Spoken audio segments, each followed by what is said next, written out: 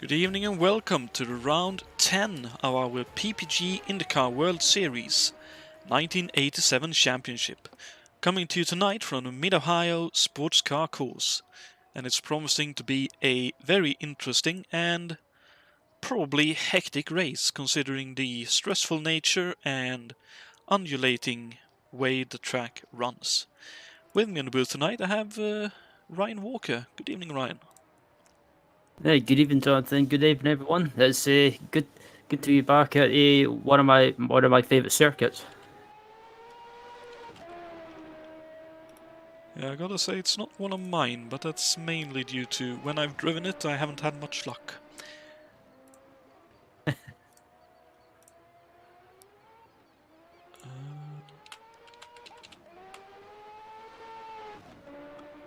As we mentioned, it's the Mid-Ohio Sportscar course. It's a 2.4-mile road course. Our drivers will be racing for 84 laps, and at the time of this race in real life, the track was owned by the family owning the True Sports team / brand. Jim Truman was the man who bought this racetrack in, I think, 1981, and went on to make certain improvements to safety, to widening the track, and also add in the chicane in front of the keyhole turn, if I remember correctly. It's either that or the run-through section through the chicane to straighten that run out, and shortening the course by, I think, 0.2 miles.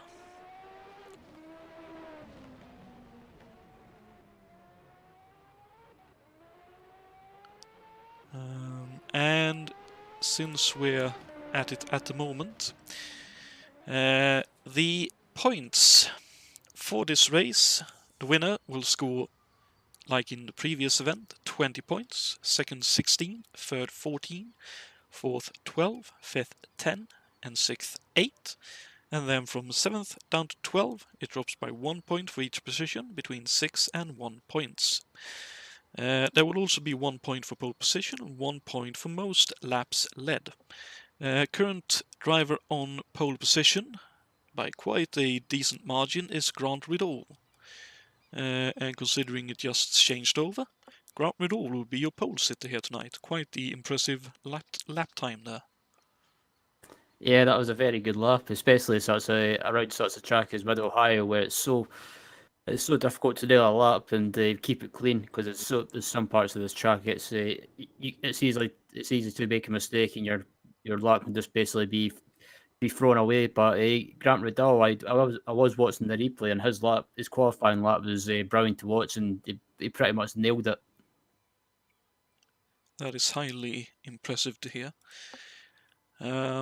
Looking at the championship standings, as we can see Grant Riddle's ride in the background on this here standings picture.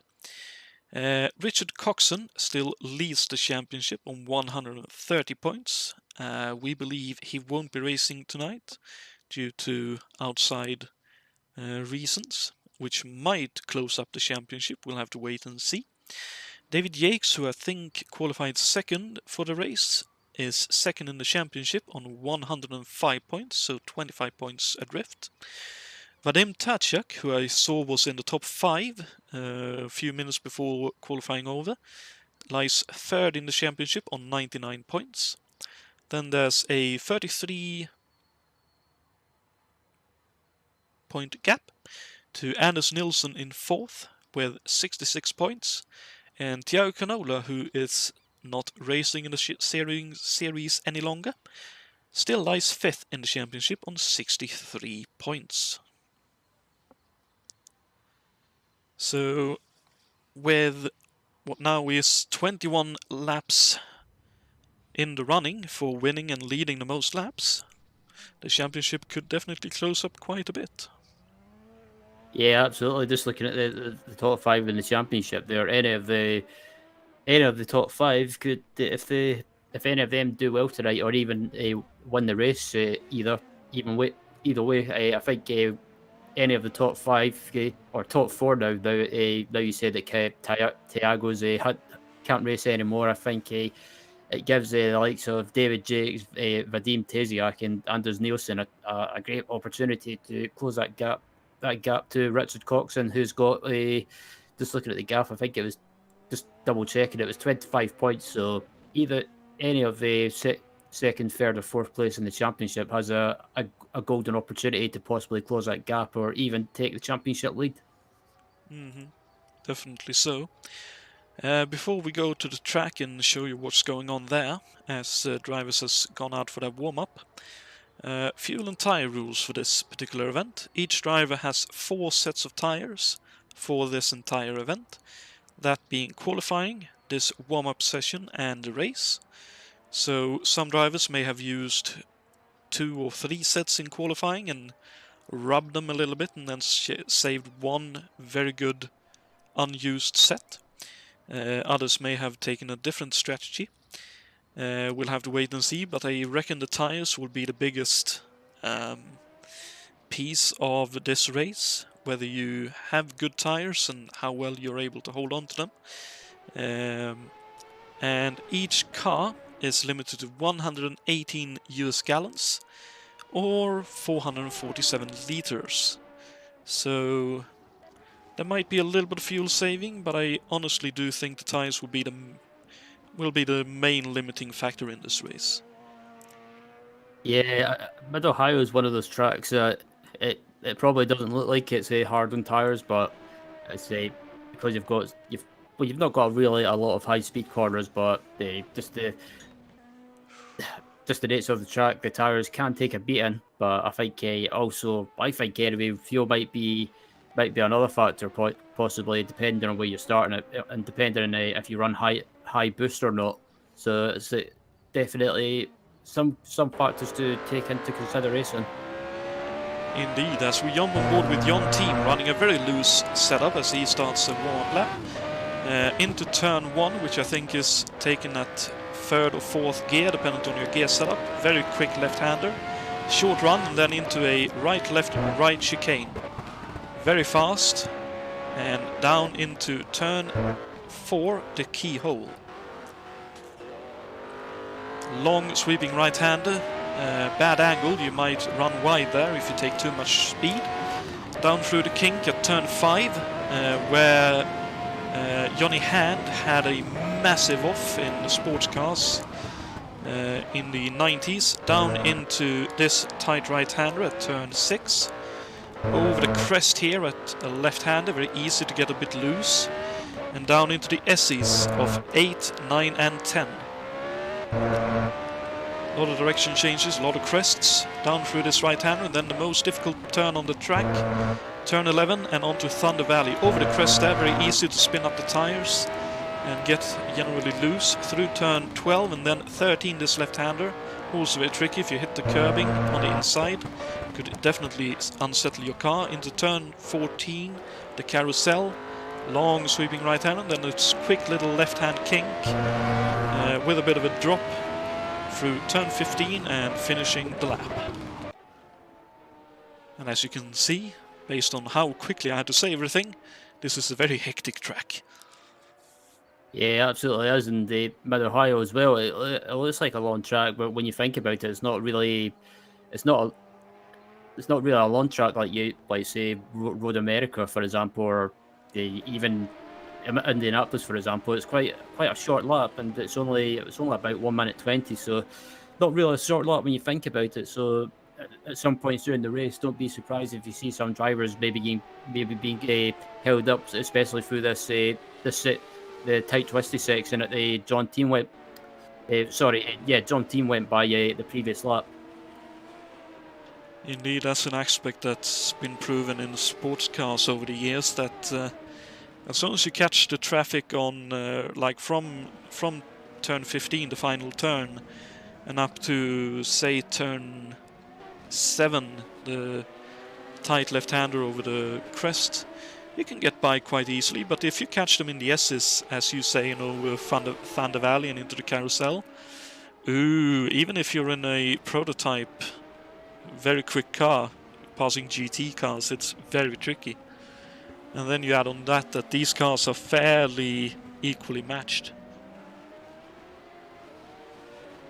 As we can see, and as we can see here with the traffic at the moment, watching Tachiak. Yeah, absolutely. I was just going to say the cars are so you beat me to it, and the cars are so evenly matched and close on pace that around this track anyway, there's not really a chance for anyone to get away. As I believe something's happened. There were big loose moment over the crest of Thunder Valley. For 2 or 3 drivers in this group, it's incredible to watch.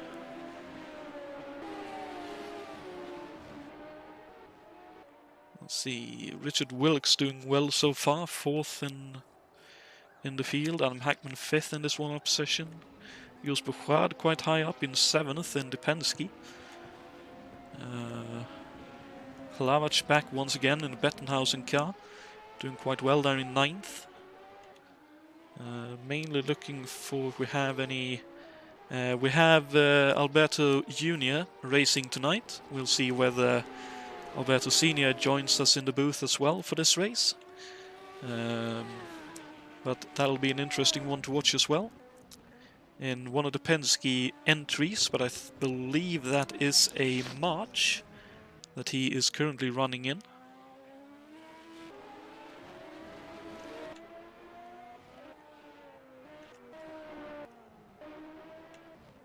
We do have Filippo Marazzi and the Skoal Bandit number 33 entry. Let's see, Oscar Tim is back once again in the Machinists Union Racing Hardee's sponsored entry. And so far, unfortunately, I think we have 19 or maybe 20 entries for this race. We were hoping for a few more, but obviously real life takes precedence.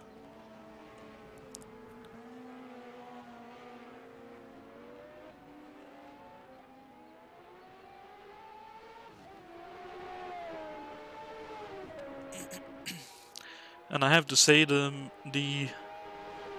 team here at ISO and whoever created the base for this particular racetrack has made an absolutely fantastic job with it. It's looking absolutely splendid in my view. Yeah, absolutely is, and I have to agree. It looks really nice, and yeah, I can't really add anything else to that. It looks superb.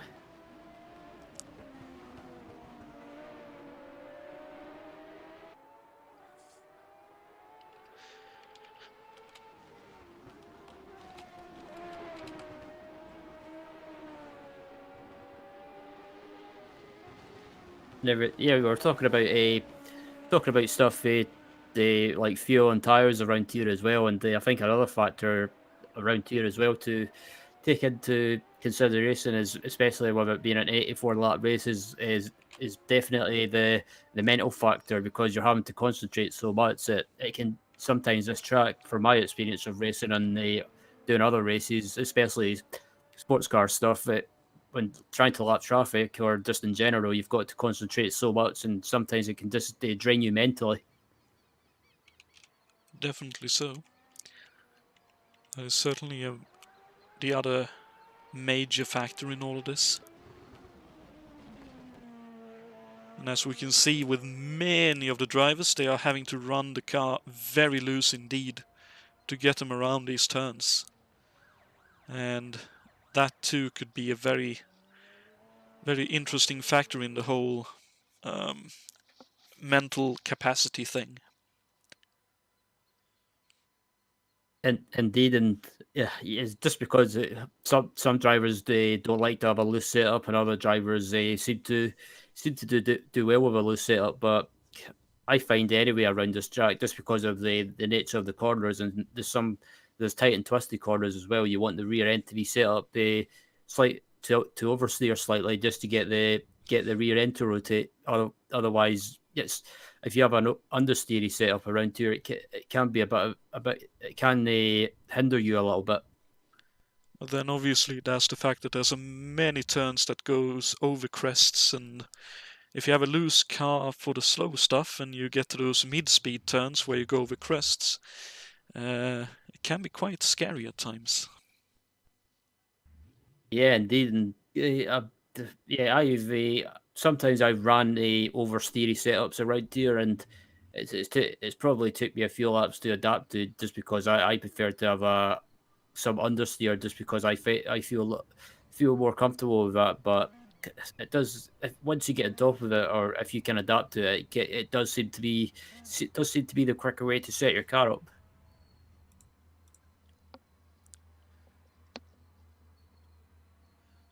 It probably is. It's just a case of can you survive the whole race with it?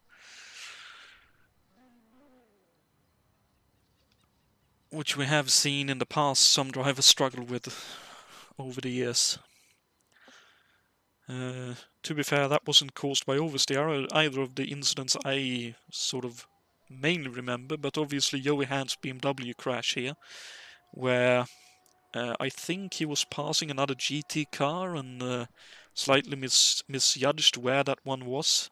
Moved over to the right, just where the like short circuit road had just been added to the racetrack. I think it would have been in the late, would it have been the late 90s maybe?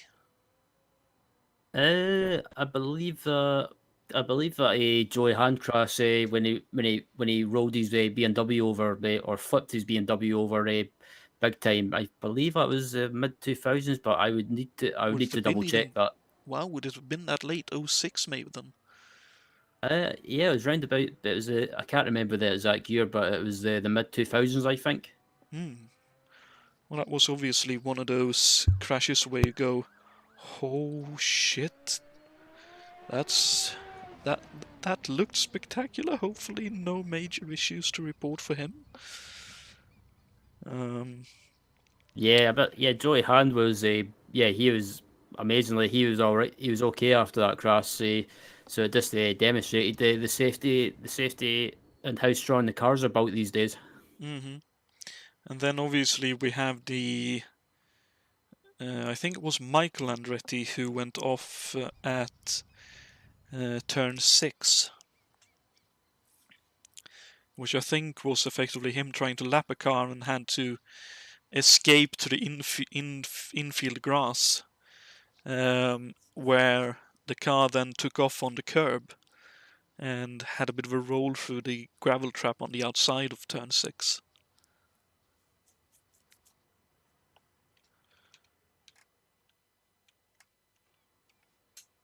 in fairly spectacular fashion as well.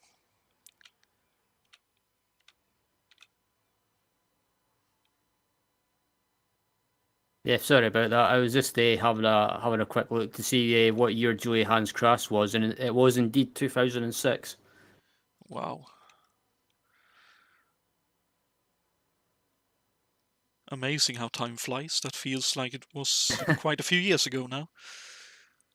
Yeah, indeed. I thought it was a lot later than that, but yeah, amazingly, I kept thinking it was round about probably about 5 years ago, but 2006. That was yeah, that amazed me.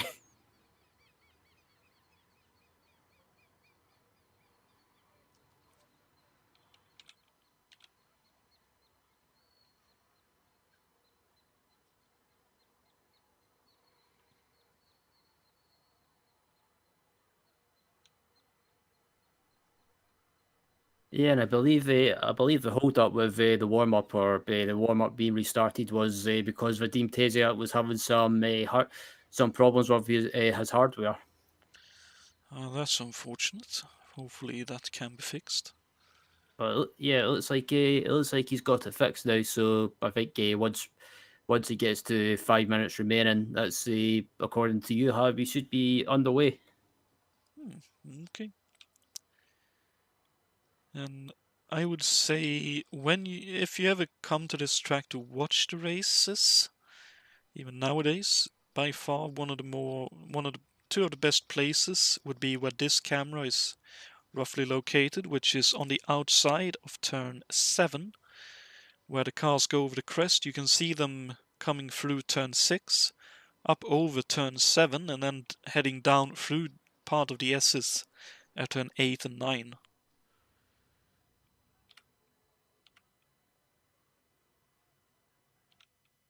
And I would say the other good place to be if you want to watch this race is up at turn 11 and looking down at Thunder Valley, where a lot of things can happen as well. Yeah, absolutely. It looks like we're just about to grid up now, and yeah, I'd probably say my favourite corner around Mid Ohio is probably China Beach, just because there's so many opportunities to make a move there, and like you were talking about, there can be some spectacular crashes, like we saw with Michael Andretti back in 1998, I think it was, when he collided with I think it was it PJ Jones, I think it was he collided with, and they ended up flipping in the air. Quite.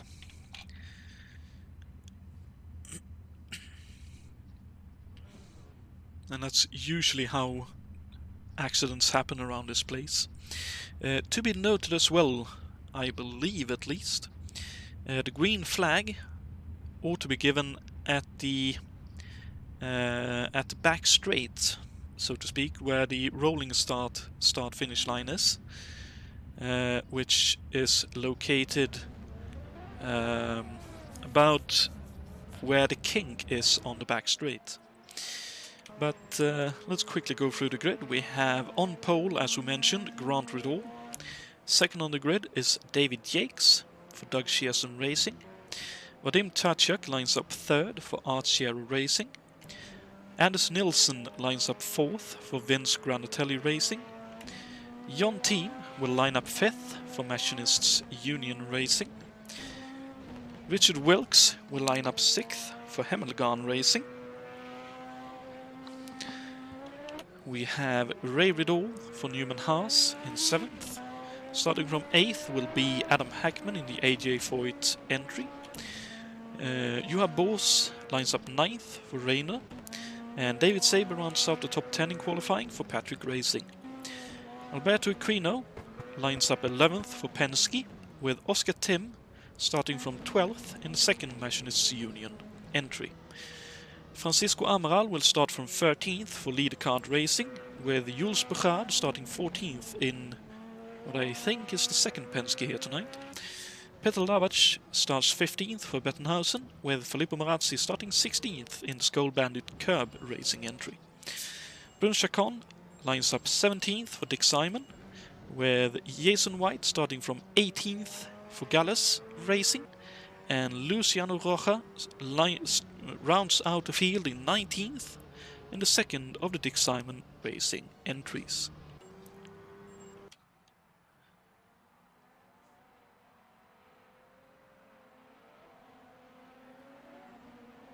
And it is a splendid looking field coming through the final section of this racetrack.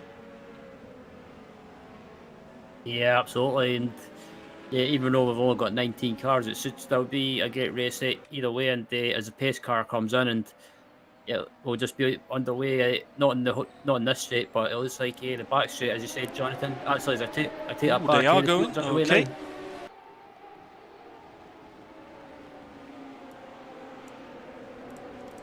So the green flag is out and we are underway. Grant Riddle holds on to the lead, with David Yates in understeering second at the moment. Looks like that looked like Anders Nilsson in third.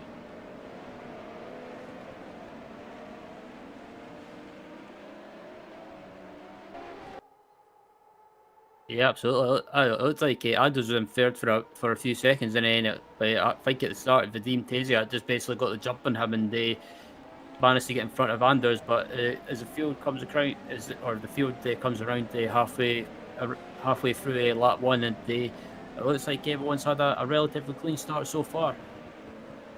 Yeah, all 19 runners. Oh, is that it?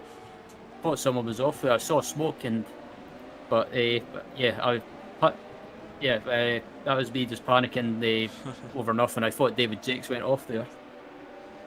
Maybe a bit of a lock-up. As we can see, coming around the first lap, Grant Vidal in the lead, David Yates second, Tachak third, Nilsson fourth, Jonatan in fifth, Wilkes sixth, Ray Vidal seventh, Bose eighth, Tabor ninth, and Hackman 10th. Followed by Equino and Oscar Tim, Bouchard Amaral, Lavach, Morazzi, Chacon, White and Rocha rounding out the field and running quite close together there.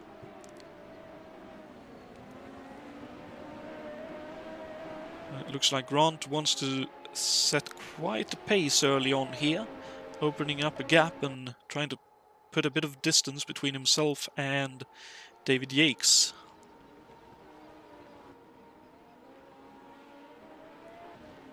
Yeah, indeed. It looks like Grant might be using a bit of boost to try and pull away and build a bit of a gap there, but he already got a gap to second place David Jakes, and it looks like Jakes as well is pulling away slightly from Vadim Teziak. Indeed, and it's impressive to see how well balanced the leading 4-5 cars are, and then you see some of the other cars slower down the field and you can see that they are a little bit more unhappy with their cars by the looks of things.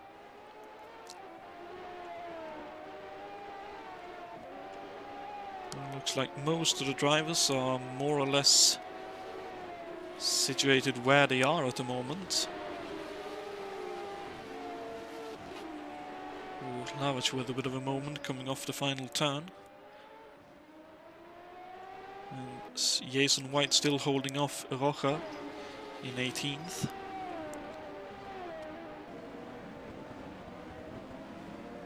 Looks like Oscar Tim is having a bit of a handful, following Alberto Quino and David Saber. On board now with the machinist tuning racing entry as he misses a gear and still has a run on Alberto.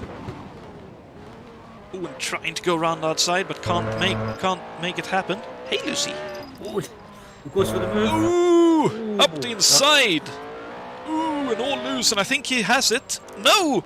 My God, he comes back at him. And now with a good run out of turn, what would that be, 8? He's finally able to seal the deal, and Bouchard tries to follow through, can't make it happen. Wow, what an exchange! That was a. We're only coming up to the end of lap 2 just about, or Oscar team's coming to the end of lap 2, and these guys are going at it already. But I have to say that was a fantastic move by Oscar team. He didn't give in, and that was brave stuff.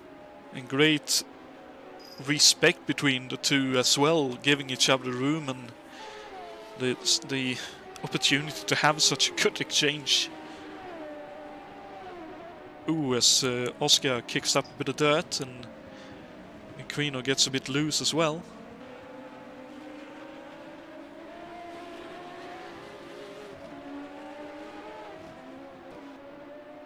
And I think Little Al just missed a gear there again. So, that's what I was going to say with these cars as well. It's so easy to miss a gear because you got to remember these cars didn't have anything like they have in IndyCar today, like flappy paddles, or even back in the mid 2000s when they had the sequential shifters. So these cars had a height pattern shifter. So if you missed a shift, you would probably lose some ground on corner exit, or even maybe blow your engine. Indeed.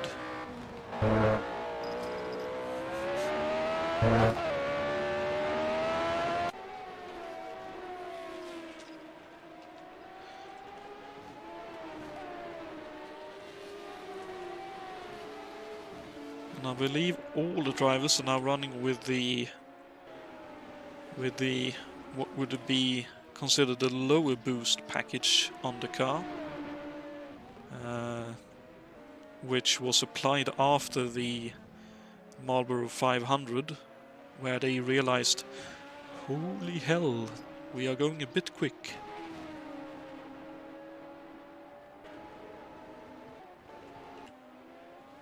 And look at that, Grant Riddle with a 3-second lead now. Pulling away from Yakes, but Yakes has Tachak for fairly close company, and then about a 5-second gap to Anders Nilsson in 4th, and then a further 2 nearly 3-second gap back to Jonatan, who is all sideways and sliding through the turns, and closing in from behind is Richard Wilkes.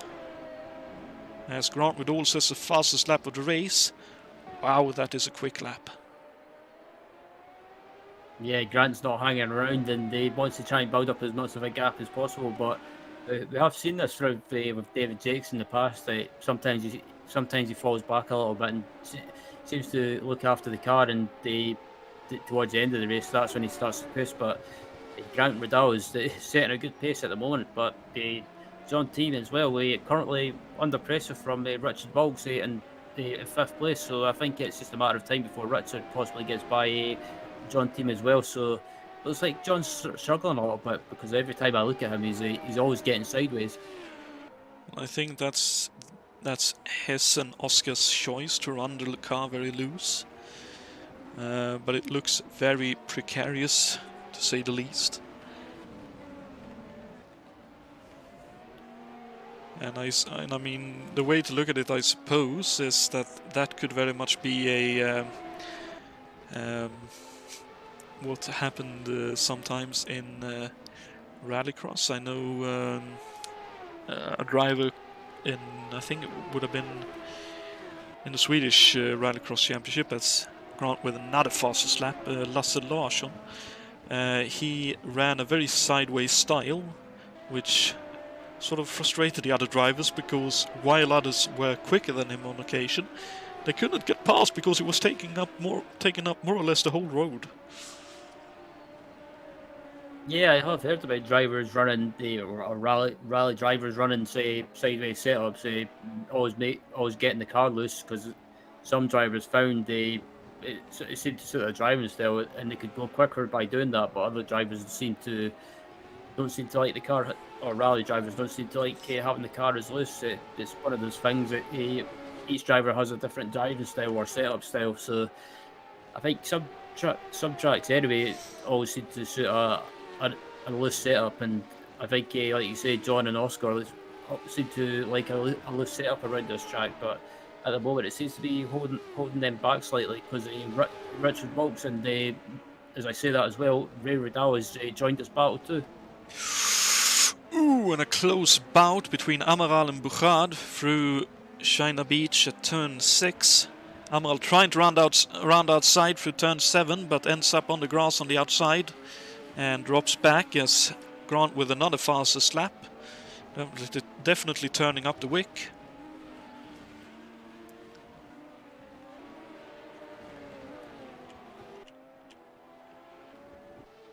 And looks like Rocha has finally been able to pass Jason White, 18th position.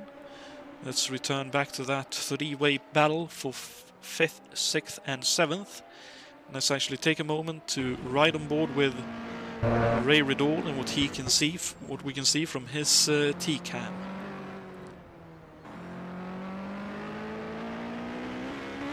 Looks like Ray is running a bit of an understeery setup.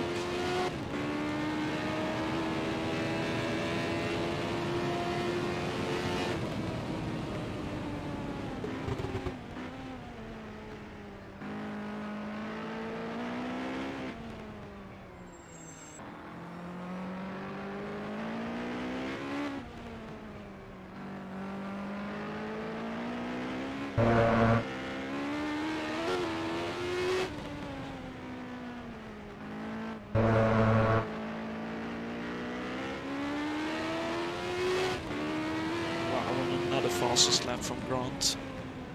But we can see here, running on board with Ray, how much work it is around this place. The car is moving around a lot. There's a lot of different inputs: steering, throttle, brake. Jan is definitely feeling the pressure now, getting the car on the grass on the straight.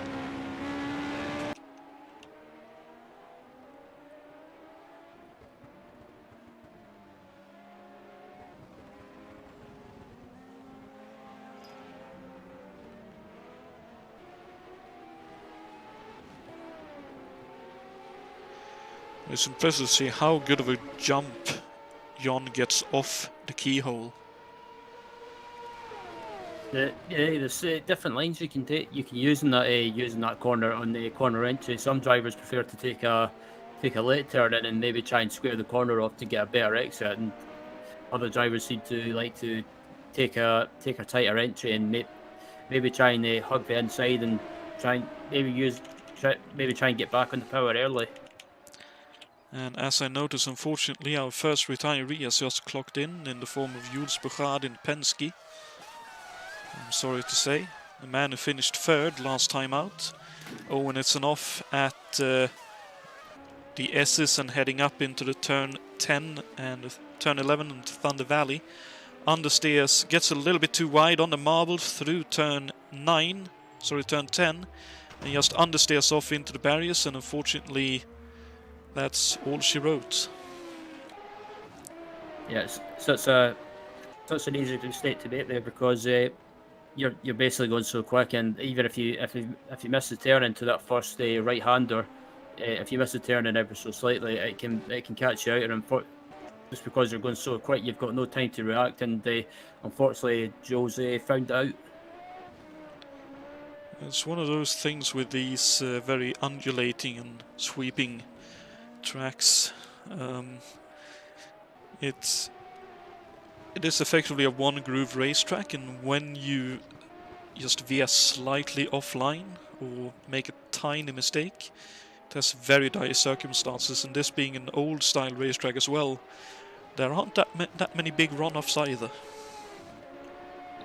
Yeah, I for some reason I always call Mid Ohio I always call it the baby brother to the Nordschleife, just because there's nowhere really to go if you make a mistake around here, because most of the time you're just going to end up in the wall.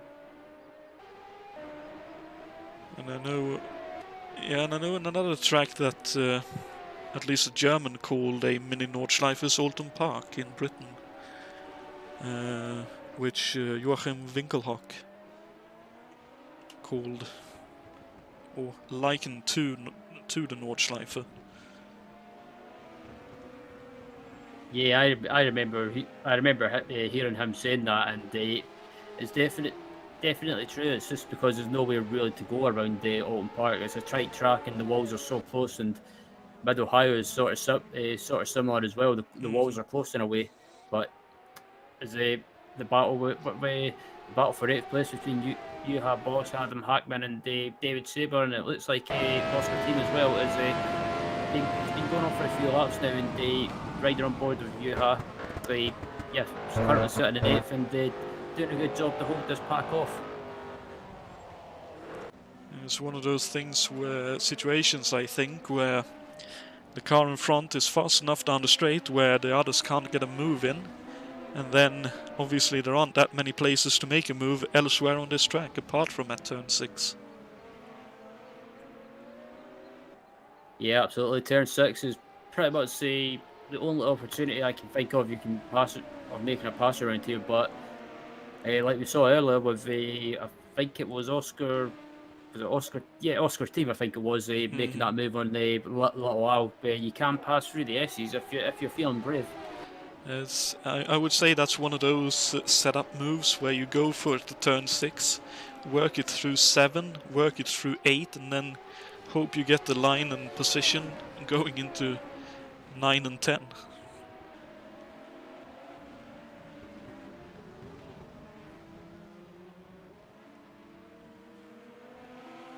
But generally speaking, indeed, turn 6 and working it a little bit, or a mistake from another driver, is generally how you pass around here. I would say that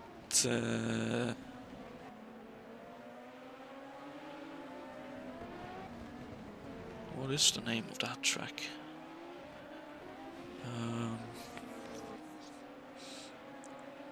It was much longer back in the day, but they do the sports cars there nowadays. Mainly the GTs the past few years. I think I know what track you're talking about. I can't remember the name of it though.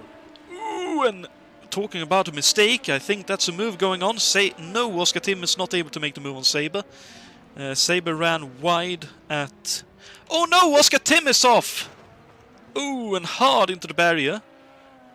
I think that'll be a straight into the pits for repairs. He went off, tried to make a move on Saber, was a bit too quick through turn 13. Then, of course, ended up slightly offline and too quick through the carousel, and the car went loose on him, and he span off into the barrier, unfortunately. So yeah, another corner that you can make a mistake on, just because again you're going so quick, and sometimes it's so easy to make a mistake, and Oscar is one of those people that made a mistake and went into the wall, but managed to get it back to the pits. So it looks like I think it doesn't look to be major damage, but it's still been in the pits for a while now. And we can see here 16th and 17th place, a battle. Brazil versus Italy. Sounds like the World Cup, but it's actually in the PPG IndyCar series at the moment. Rocha versus Marazzi. I think Rocha has recently made a move on Marazzi, but Marazzi is trying to fight back.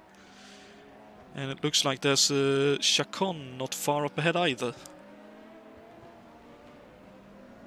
Chacon wide at the keyhole.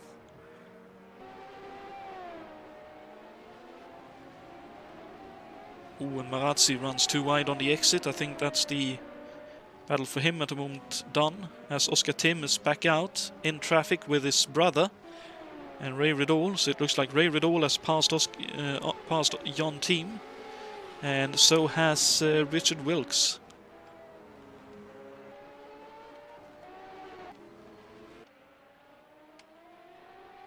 Juha still holding up the duo now behind him, although that looks like Hackman is trying to make a move.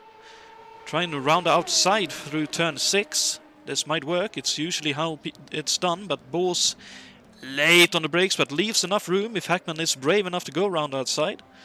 Not quite. Bors holds on for now. Yeah, great defended from Juha, and I thought Hackman for a second there was going to try and go on the outside and try and hold it on the outside, but yeah, it's one of those corners you can hold it on the outside because you'll have the inside for the next corner, but you've got to be right alongside and try and basically make sure you've got enough grip to hold it on the outside. But again, great defender from Juha Boss, and doing well to keep Hackman and Saber behind.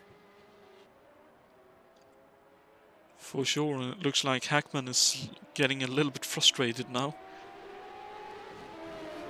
Possibly feeling the pressure from Saber behind as well. Saber with a good run through turn 1. We was thinking about it, going into the chicane, but probably very wisely decided to not try to stick his nose in there.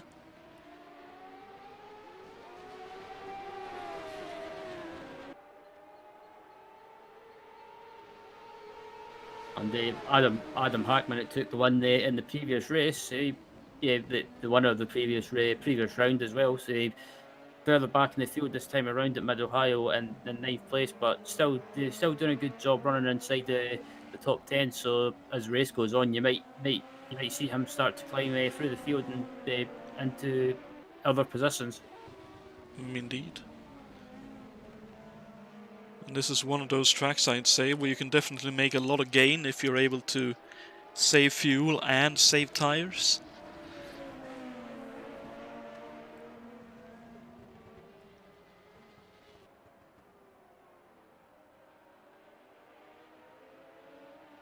Especially if you've been very frugal in qualifying to save an extra set or two.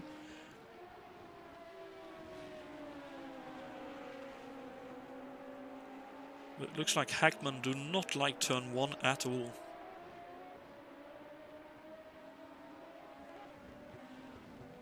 Yeah, he seems to be struggling with turn 1 slightly, but even though he had issues getting turned into turn 1, he's managed to close his gap back down on Juha, and it looks like he's going for the move. Indeed, as Grant Riddle breaks the 18-second barrier, 118 barrier, 117.8, as Hackman up the inside this time. Let's see if Ewa can make the cutback work. Doesn't look like it. Looks like Hackman has secured the 8th place. Very nicely done. Almost felt like Bors was slightly asleep that time, not taking the inside line.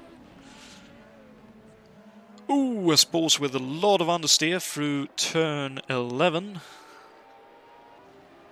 And I think Hackman now should be able to pull away, as he looked quite a bit quicker than Bors overall.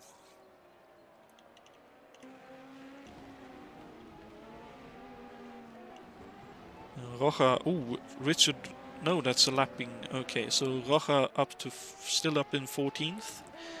Marazzi in 15th with faster cars trying to get by.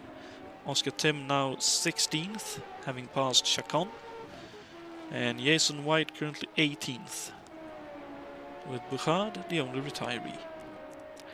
And Grant with another fastest lap, a 17.3. Holy moly. If he can get the machine to last, this is going to be a crushing victory.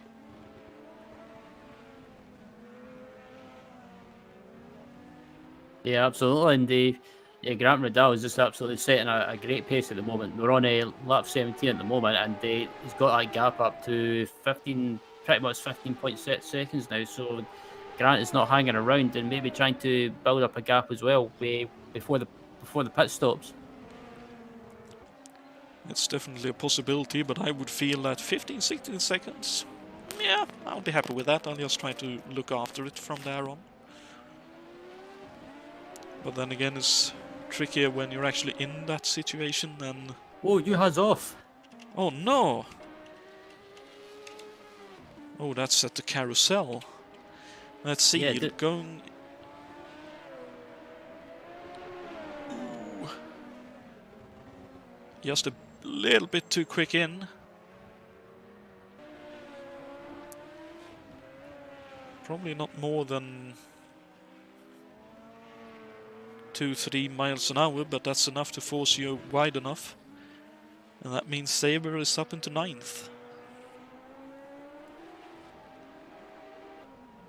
Indeed, and it looked like Juha just missed his braking point slightly into the final corner and unfortunately just ran wide, but still managing to keep going, and down into 10th place now, and it's allowed excuse me, it's allowed Hackman and Saber up into 8th and 9th place now.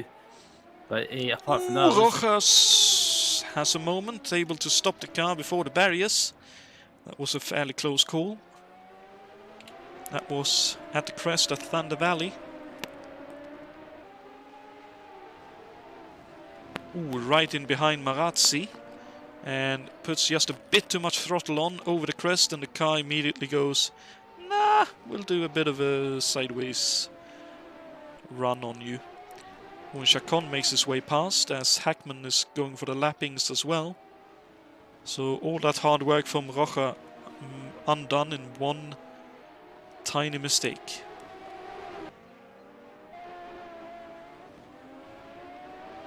As Oscar Tim is now working Filippo Marazzi for 14th position.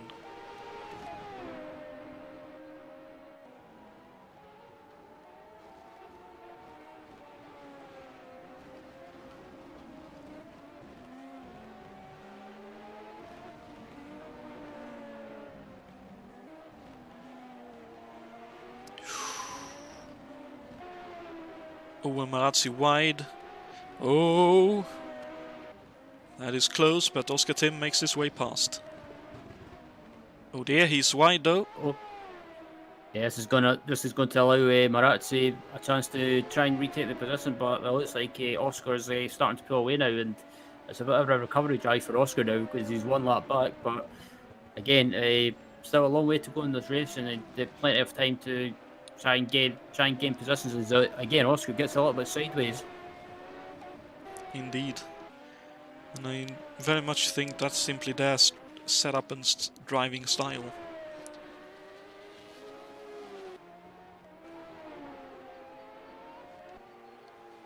It looks like, unfortunate for us, Grant Riddle has presumably pitted. He's now 15 seconds back. 17 seconds back from Yakes. I wonder if Grant is doing a 4-stop. Or sorry, would that be a 3-stop race? It's quite possible. You never know. I think it might be possible to again. It might be possible to make a free stop work, but it might require a bit of fuel saving. I reckon it's either a 2 or 3 stop. If you're running 3, you're blasting it on lower fuel. Yeah, that's a good point as well. If you're running a free stop, there's one downside to that. You've got to be quick every lap to make it work. But on the upside, or on the positive side, you're running less fuel, so you can go quicker. You can still go quick every lap. But I think Grant's trying to do so. In a way, it wouldn't surprise me if Grant's is maybe thinking of doing a free stop. It certainly looks like it, but he definitely has the pace. The question is, will it work? But only time will tell. But that would explain how he was that much quicker. Obviously 1 tires, but much less fuel than the cars right behind him. As it looks like both Yakes and Tachak, at least for the moment, is going longer.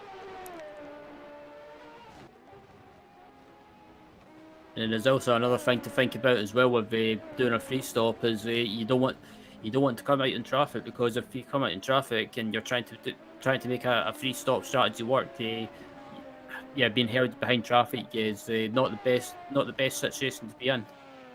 Indeed.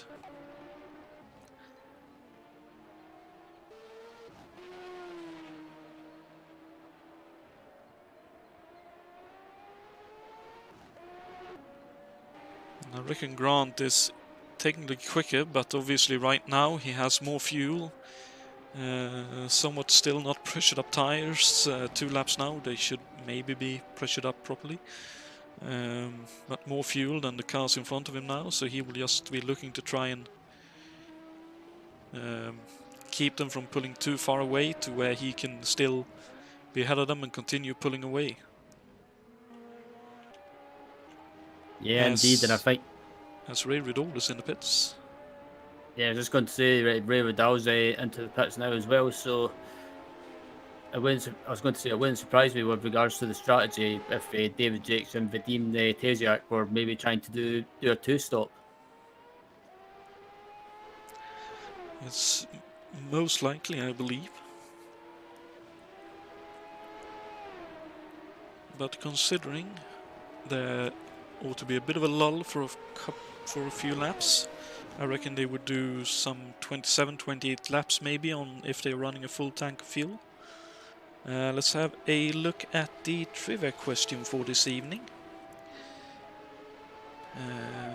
So the trivia question for you all to ponder for the rest of this race is: who holds the fastest official race lap record for the course with the chicane before the keyhole? The layout we're running tonight, the 2.4 mile circuit. Is it A, Roberto Guerrero? Is it B, Michael Andretti? Or is it C, Bobby Rahal?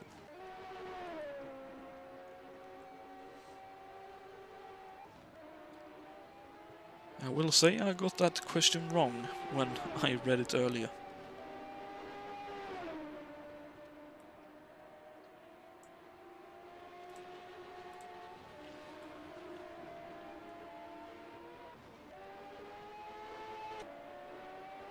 Anyway, back to the track, and Ray Riddle has rejoined in 11th place at the moment, some 3-4 seconds behind Juha Bols.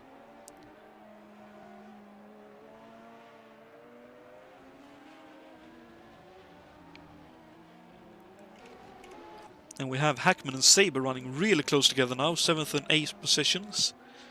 Saber trying to find a way past Adam.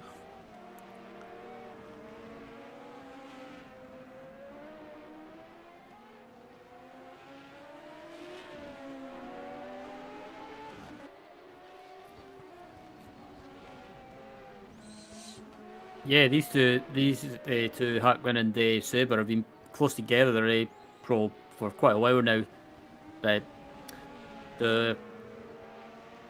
Yeah, I think after Yuha was involved in this battle as well until he made that mistake, so it's allowed Saber and or Hackman and Saber rather to pull away and scrap amongst themselves. But as it looks like they've got a bit of traffic coming up to.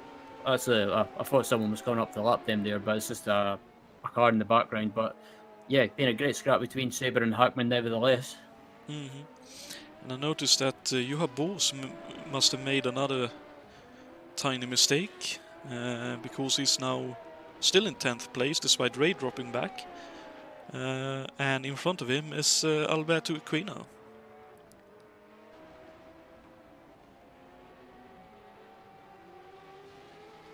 No ill intent towards Little Al, but he was quite a few seconds behind Juha a few laps ago, so I would surmise that Juha made a mistake somewhere. And Ray Riddle now gets past Juha, so Juha really struggling with old tires around this track. Yeah, I think his tires are gone possibly, or maybe it's a setup thing that Yuha's struggling with possibly. But yeah, he's having a good run with Yuha, but it just seems to be his pace seems to have dropped off a little bit, and I think it's just yeah, it could be the setup, or it could be the tires. That looks like a combination. That car is plowing as Rocha is off, but Juha is understeering all over the place. Now tries to get out of the way of Yakes. It might actually be a good idea for Juha to pit right here. And try to make some tiny adjustments to the car, but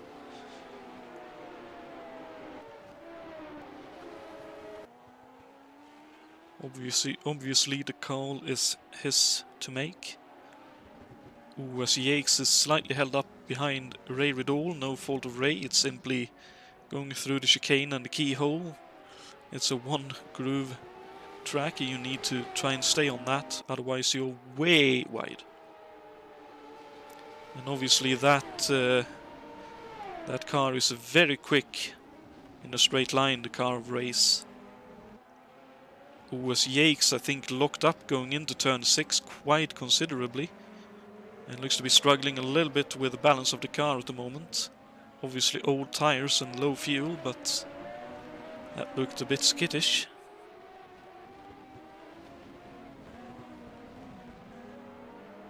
Indeed, I think Anders Nielsen's just made a pit stop as well because he's dropped down to 4th place, I think. So No, Anders was already in 4th. Oh, was it? Okay, my bad. Yeah, I kept thinking he made a pit stop for some reason, but yeah, Grant McDowell's still third place anyway, and he's got that gap down to the lead, down to 13.6 seconds already. Indeed, and I think we can blame the misidentification there on the Vince Granatelli boys and the RCR Racing boys' cars being quite similar in design and color scheme.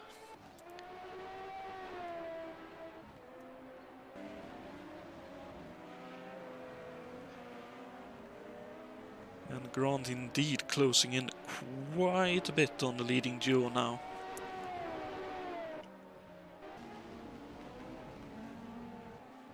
As Stachek now clears Ray Riddle. Still with about a 2.5 second gap to David Yakes in front of him.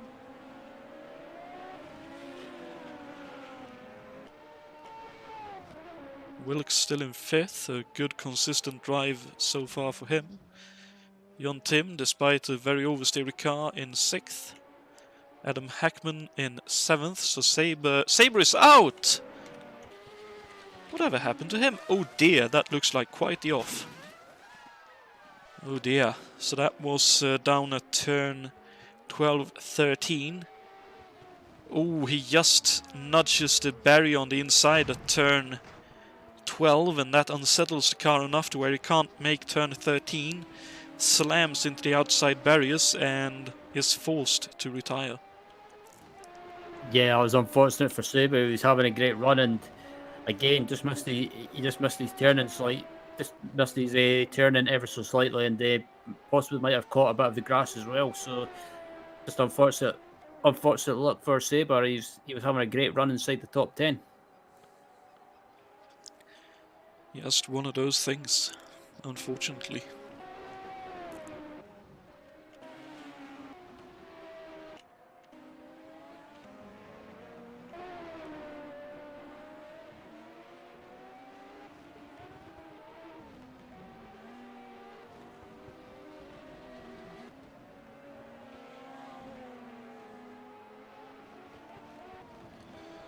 Ooh, someone kicking up some smoke up ahead of the Jakes, the leader here. That looks like Rocha. Is Rocha? No, that is actually Jason White. Getting off the track and Jakes into the pits, and Tachak follows him in. So 28-29 laps, 28 laps completed for Jakes as he pits, right on schedule, and Grant Vidal flies by. Absolutely, and it looks like but by pitting at this stage of the race, it looks like Jake's. I don't know. I might just be on the cusp of doing a two-stop, but it wouldn't surprise me if Jake's possibly tries to do the lap 28. I would guess that's a two-stop. Yep, I would agree. Peter Lavach and Richard Wilkes into the pits as well. And Jon Tim into the laps as well, so this is right on schedule for a two-stop race. And let's see if Hackman follows suit as well, or if he'll be able to go a couple of laps longer here. Nope, he's into the pits as well. So it definitely seems that Grant is making a three-stop out of this race. Meanwhile, the others at the front is making two stops. Whereas Jakes has had a lackluster pit stop. No, he hasn't. Sorry, I'm again misidentifying the cars. Tachak is still behind him. That's Sanders Nilsson in front of him. And Grant Vidal with now a 14 second, make that 22 seconds in the lead to Jakes. Wowee. Yeah, I'm just looking further back in the field as well, and it looks like Jason White has got a smoky engine. Oh dear. I thought that was some smoke I saw. I'm sorry to hear that the Honda engine is looking to expire. Yeah, he's going slow anyway, so I don't know if he's trying to cool the engine temperature down or oil temperatures, but he's going very, very slow. So it wouldn't surprise me if this is possibly the end of I'll say it again, Jason White's race. I was just about to say David Jakes for a second. Yeah, that would be highly unfortunate, but one of those things. Occasionally the engine is lackluster. Like I said at the Marlboro 500, just look at the Bathurst 90, would have been 96. I think it was 96 or 97. 97 it would probably have been, where the HRT guys decided to make engine changes ahead of the race to put in two brand new engines. One engine lasted, I think, 3 or 4 laps, where then it dumped all the oil out, and the other car lasted, I think, 25 laps before it started dumping the oil out. Yeah, I think I remember hearing about that, or watching it rather. Yeah, that was unfortunate to changing engines in both cars there just for them to both fail in the race.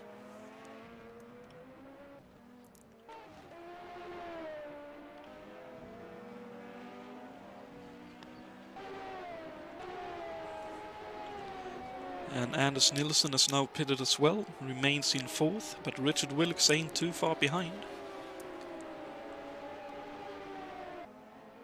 So that could very well be a battle coming up later on. Jon Tim still in 6th after his pit stop. Revidol still in 7th after his. Alberto Quino currently up to 8th. I'm unsure if he's pitted yet. Juha Boos soldiering on. Still looks like a very understeery car, so I don't think he has pitted yet.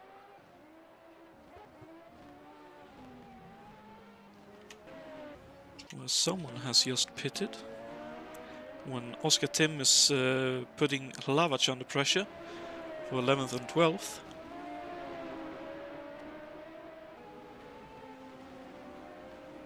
Oh, as Adam Hackman has retired. What? Yeah, what? Yeah, I wonder what happened to Hackman. I was just about to say that And as it well. looks like Jason White's engine has just expired as well. Yeah, I had a feeling that Jason's engine was going to expire at some point. But it was smoking for a few laps there, and I think he was going slow, trying to cool it down, but he's just had no luck, and unfortunately that engine has expired. It looks like Hackman headed into the pits.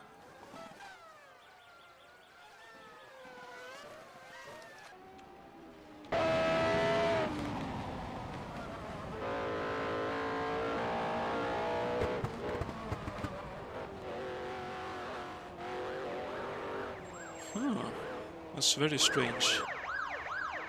Simply parked it and retired. And unfortunately Jason White's evening ends as well with an engine gone. So unfortunately the Honda engine could not last the distance tonight.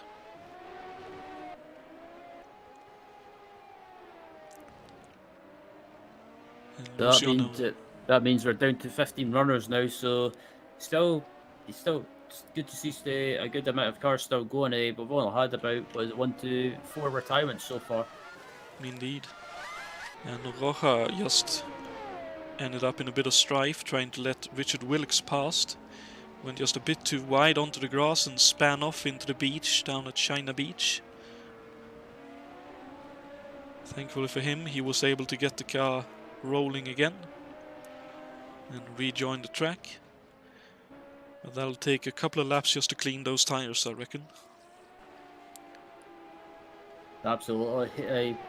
But still, it's been a good race so far. The field's a little bit spread out, but it looks like I was going to say I thought Grant Riddell was in a battle there for a second, but it looks like he's just lapping. He's lapping one of the teams. It looks like he's lapping the. Oh, sorry, I'm getting mixed up here. I was looking at the wrong car. But yeah, I thought it was Grant Riddell lapping John Team for a minute there.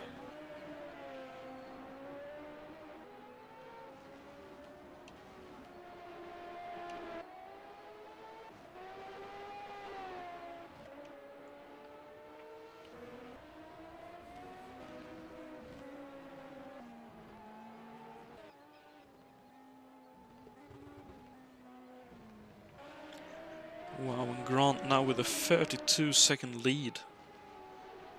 Wowee.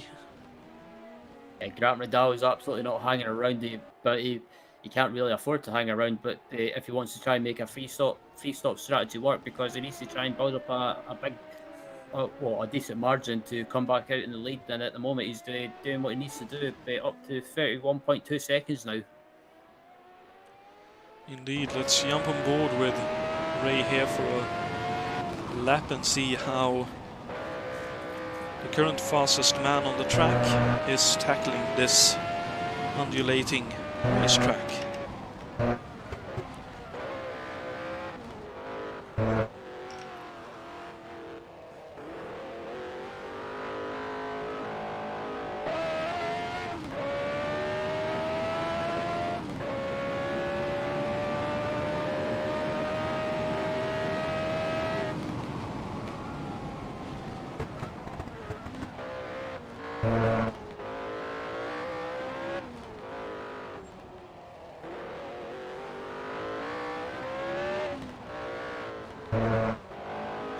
Oh dearie me, I just noticed Oscar Tim and Peter Hlavac has retired. That does look worrisome. Looks like they may have been not connected though. Looks like Oscar. Ooh. Okay. So Oscar Tim had a moment down at the final turn of the carousel. Car just snapped loose on him. He lost the front wing. May not have realized and soldiered on with the car damaged and went off again at turn 1. And what happened to Lavac then? Yeah, I was wondering that as well. I wonder what happened to him because it just says Peter just had a DNF, but it doesn't say why though. But I don't know if that could be a disconnection or not. It looks like he entered the pits. Engine still running.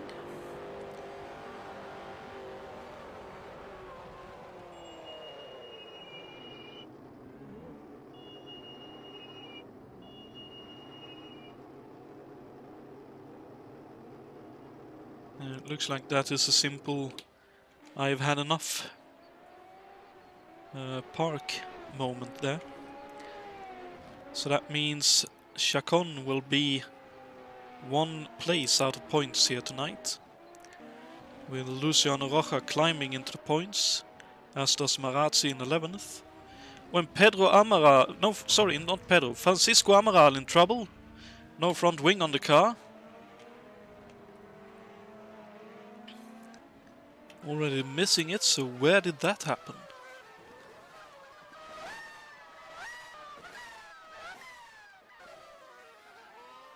Oh dear.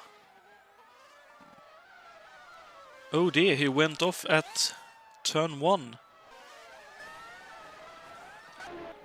Comes through turn 1. Gets the car just a little bit loose, tries to counter it. Not able to do so, and careens off. And hits the tire barriers. Thankfully they saved most of the damage, but obviously front wing off. And back in the pits now is Amaral to get some repairs done to that car. Bors still in 9th. Equino Junior Alberto still in 8th. Ray Riddle still in 7th. John Team still in 6th. Richard Wilkes in 5th and still some 2.5 seconds behind Anders Nielsen. 29 seconds to Vadim Tachak, who is currently still 5 seconds behind David Yates, and soon to break the 40-second lead barrier is Grant Riddle. Yeah, Grant is absolutely on it. He's just every lap he's just building that gap, and at the moment it looks like David Jakes and Vadim Tesiak just don't have an answer to his pace. I suppose it's one of those situations maybe where Grant has gone, well, I can't really drive this track well if I'm driving at 8 tenths. And then he went ahead and tried it at 10 tenths, and oh, that's easier to drive. And he says, well, I'll give it a try then.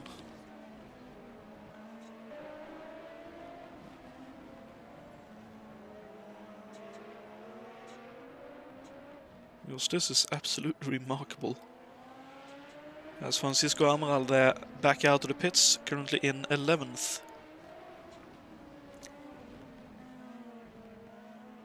So he's dropped, I think that's 3 positions with that.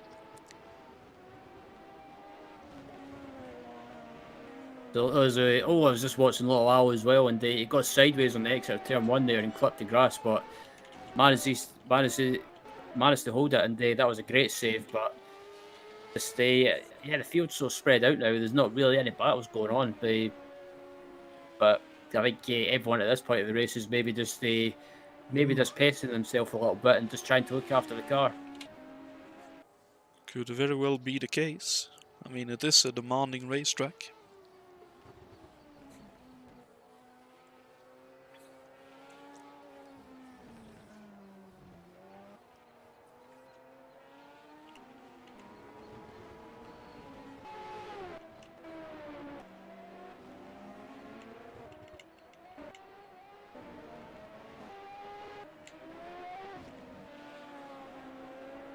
I suppose the one place where there could be action somewhat close nearby is between Nilsson and Wilkes.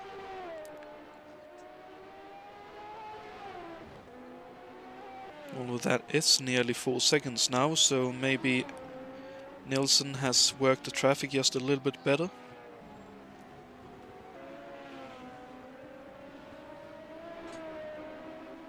Or able to, as we've seen before in this year's championship. Wilkes is a little bit faster with more fuel in the car, but Nilsson clearly preferring these cars with a bit less fuel around this place.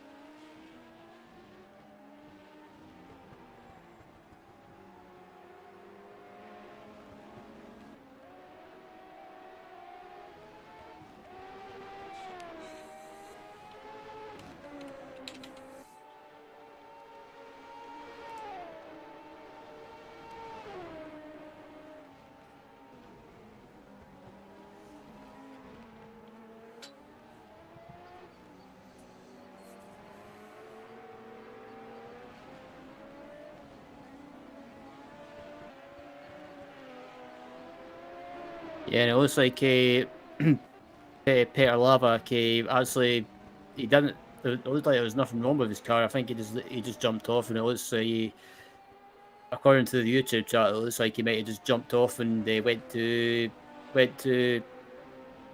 spend some time with his newly born baby.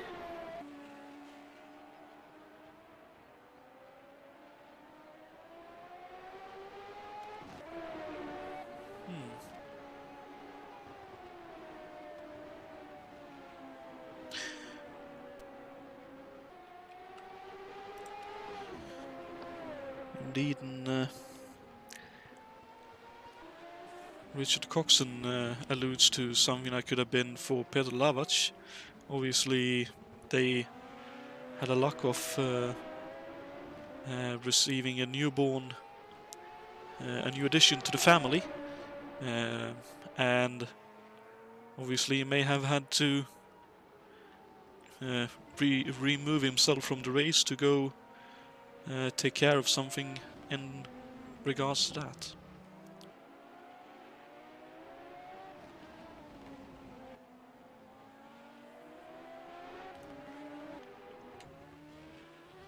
And it looks like Grant has just pitted. Would that be correct? Let me have a look. Hey, yeah, he's still out on. Sorry again, still out on track. Actually, yeah, I think he has made a pit stop, possibly because the gap was at 37 seconds, I think, and it's down to 15.8. But I don't know if he has pitted and maybe just put in a short amount of fuel just to try and keep the track position. Oh, we'll have to wait and see, but I do believe, if I saw it correctly, he exited from the pits on this lap. But the lap time will say for certain. Ooh.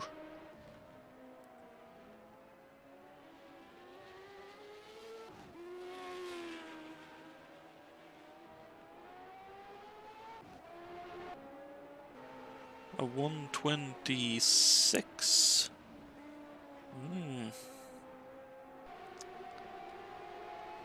Yeah, the gap is down to about 8.7 seconds now. So I'd say that's probably a pit stop. Yeah, 8.7 seconds. That sounds like it sounds like he has made a pit stop. So granted, it sounds like he's definitely on a 3-stop strategy. Yeah, but a full pit stop ahead already. Holy moly! Yeah, the pace from Grant is just unbelievable. But even after the pit stop, he's able to get back on the pace straight away. And yeah, just David Jakes and Teziak and Nielsen as well are probably thinking just how on earth can he do it? Just trying to find an answer to try and keep up with his pace. This definitely so far feels like a car, driver, and track just working in perfect unison. And it could just be the circuit suiting Grant's driving style as well. Uh, it could be just the nature of the track, suiting the car, suiting the setup, and because some drivers seem to like high speed tracks, other drivers seem to like a mixture of slow and medium speed tracks as well. For example, some drivers like Monza just because it's such a high speed track. With regards to the corners, but just because they're on a straight most of the time. Indeed. And others like Mickey Mouse tracks like Knock Hill. Yeah, yeah. Don't say that to any other Scotsmen. Scottish people, they might not be happy hearing you say that, but I agree with you. Knockhill is, as much as I love the track, it's sort of it's got a Mickey Mouse style corners. And by that I mean more that it's quite a confined little racetrack with Yeah, a lot of fun stuff going on. I absolutely love it. yeah. It's got a mixture of everything. It's got slow speed corners, and then you've got crests as well, especially that little fast chicane as you've got going up the hill after I can't remember what corner it is. Is it Clark? I think it is. Yeah, you have the uphill right-hander at Clark, yeah. Plus, it's a tight little track as well. And again, one of those tracks. If you make a mistake, there's only one way you're going, and that's into the wall most of the time. I think the only place where you may not end up in the wall is at the fast chicane, because usually the trajectory you have will take you to the gravel trap instead. Absolutely. It's one of those places where a Swedish expert, within quotation marks, Janne Flash Nilsson, said on Swedish television when they went to that track in '97, well, you know that chicane, it's effectively you hold on to the wheel and you shut your eyes and you hope you get out the other side alive. Yep, I remember Jan Flash Nielsen, probably one of those touring car drivers that it doesn't seem to get enough credit or recognition because he was a great touring car driver back in Sweden. He was always up there in some capacity, and obviously had an ill-fated travel to Bathurst in '97. Raced alongside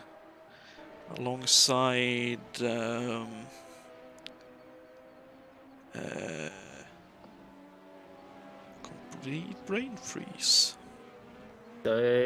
97, I think that was. No, it's not who I think it was. Was it not Tony Scott? It was, thank you.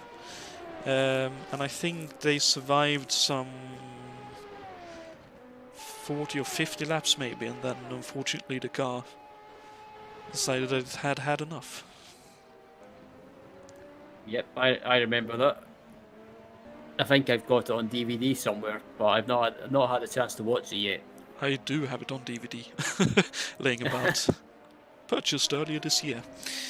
That's a bit of a present for myself.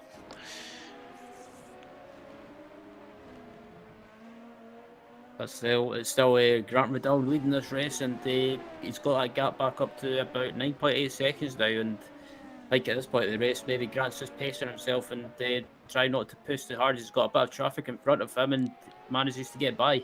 Yeah, nicely done by Bruno there. I mean, this is effectively what you're saying is probably indeed true. He's sort of trying to pace himself just a little bit because now he has a outright 10-11 second lead, and he could effectively just keep more or less that distance, maybe eke out a few tenths every lap, and be very secure in all that. Indeed, and I think at this point of the race as well, if I was Grant, I would be looking after the car and making sure that not to do anything like over rev the car or over rev the engine on the downshifts. Just be nice and smooth. Mm-hmm. Which obviously always in racing situations are easier said than done. Unless your name was Jim Clark. Yep. And look at that, you have Bors is closing in on Alberto Junior at the moment. We're not too far behind either is Ray Riddall. So I think Ray has lost out in this current exchange. I think actually Ray pitted not long ago. I think he pitted around the same time as Grant this time around. And look at that race speed down the straight. That Chevrolet pulling him along like an absolute train. Oh, it's going to be tight. Ooh. Oh, he's done it though. He has the position. Should have. Oh, maybe not. Juha again defending around outside at turn 7, down into turn 8 and holds on. That was what I was talking about earlier. If you can stay alongside the car stay alongside the car, it's on the inside. Stay alongside, you can still hold it on the outside and possibly keep the position. And you have managed to defend that well.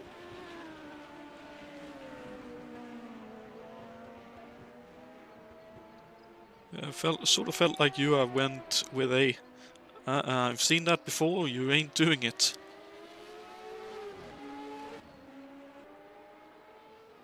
Sort of defensive move there. Just have a quick look at what's happening further back. Francisco Amaral back up into 10th. He's just recently passed Marazzi, who is back down in 11th now. Luciano Roja in 12th and Rune Chacon still 13th. Oniquino, no, sorry, that is still the same positions. Though Ray has a massive run once again. Ooh, not choosing to do anything with it though, because Bors had quite a bit of speed as well. Closed back up on Alberto Junior. And the battle is on for 7th, 8th and 9th. You are still with an understeery car though, so whatever changes, if he made any changes in the pit stop, has not helped. Ooh, and a missed gear as well.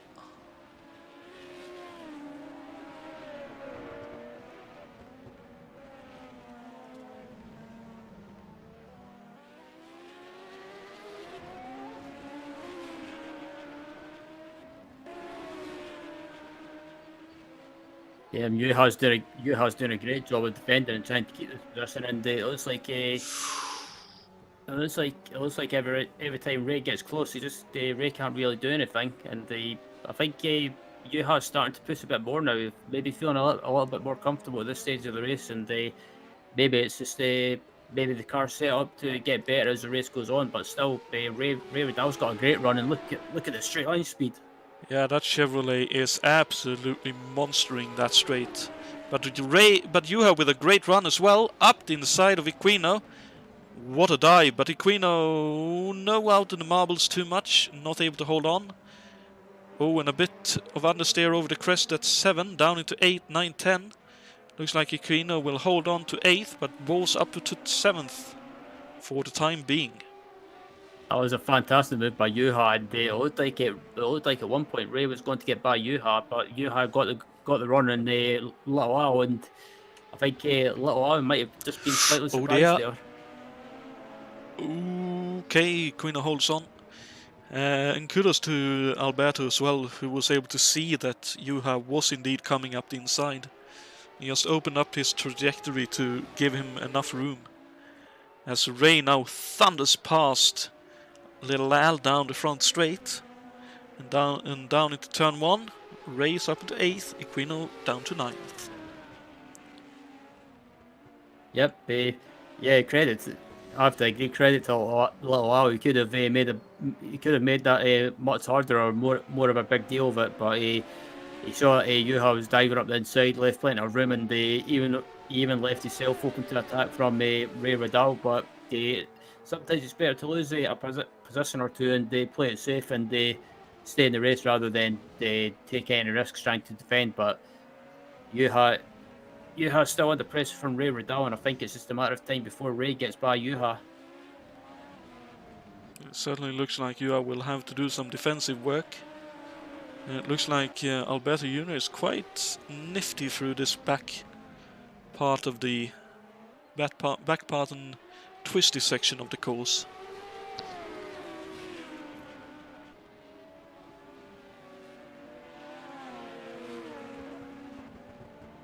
Yeah, look at that. Alberto right up behind them now, as they all complete another lap.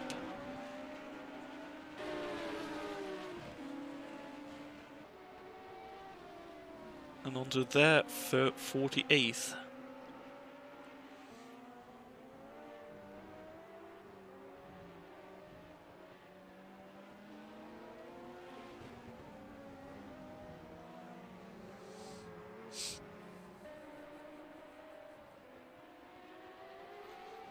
And look at that, Ray just getting a perfect purchase and up the inside before the kink. Looks like Juha is conceding that position, saying, nah, you can have it. And Ray up into 7th, Juha back down to 8th. And it looks like that move by Ray was it could have possibly been boost assisted, possibly by the looks of it, but still a great move and a great setup to the goals. Oh dear! Juha. Oh dear! Oh, Ooh. hold on to Juha. That almost that definitely looked like Ray didn't get the gear in when he changed it down for that turn.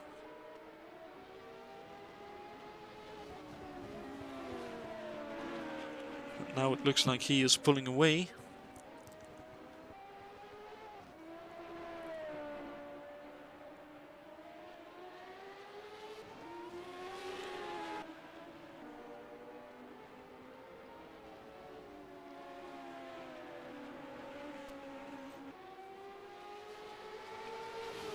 And I wonder if Juha will try and make the same move that Ray did the previous lap, because it looks like Juha has managed to catch back up to Ray, but I think Ray with that Chevrolet engine in the back of his car, I think he'll manage to pull away down the straight, and it looks like Juha might have compromised his exit there. Yeah, it looks like Juha's setup is a bit too pushy for his own good.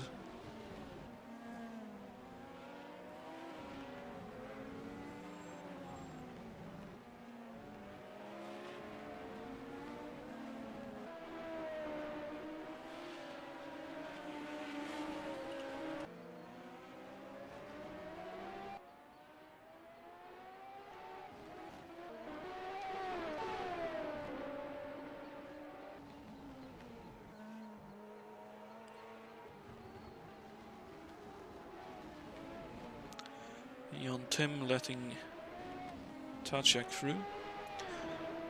Wilkes now some 22 seconds behind Anders Nilsson, so it looks like Wilkes is conceding that, nah, 5th will do me nicely, I'll be happy with that. And it's likewise some 35 seconds in the rears of Tacek, who is sort of keeping the distance to somewhere between 5 and 10 seconds to Yakes, who's still holding ground somewhat honest at 14 seconds adrift.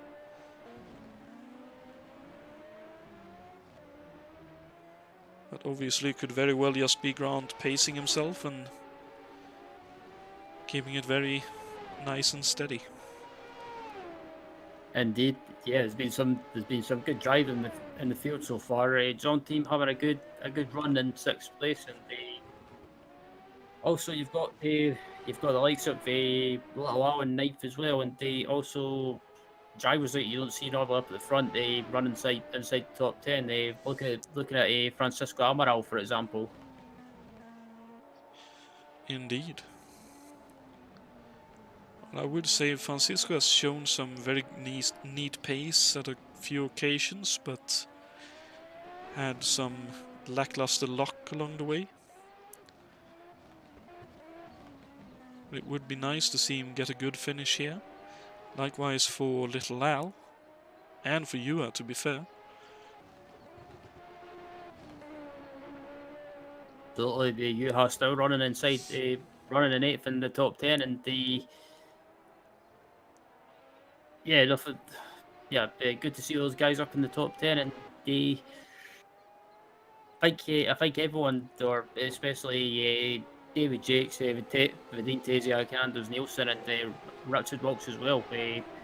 I think they're probably frustrated with themselves because if they probably felt they could have had a chance of winning this race with the championship leader Richard Coxon not racing today. So, but I think on the other hand, it's gave Grant a perfect opportunity to just grab the opportunity by the hands and try and win this race. Indeed. Does look like Yates is slightly struggling with maybe with some concentration at the moment. I've seen him take to the grass a couple of times in the last lap or two.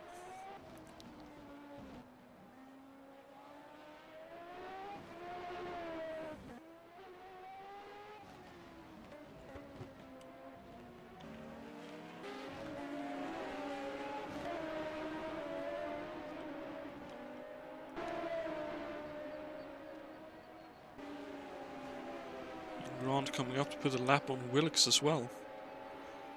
Wow. But I will take just a moment to step away, get some more water. In the meantime, the camera will be watching the keyhole and the chicane section, looking towards turn 1 and the back straight, and I'll be right back.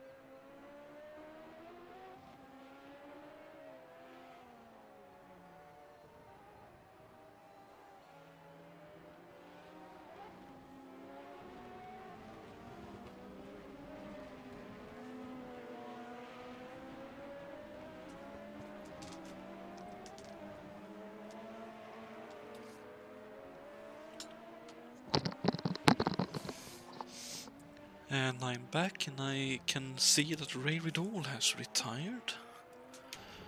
About the time I was away. Yeah, I just got back as well, and I spotted that Ray was out, and it looks like he's had an engine failure. So another engine in this race bites the dust. That's unfortunate and not great for some of the runners, I'd say, as Rocha heads into the pits. Johan Bors lets Wilkes by.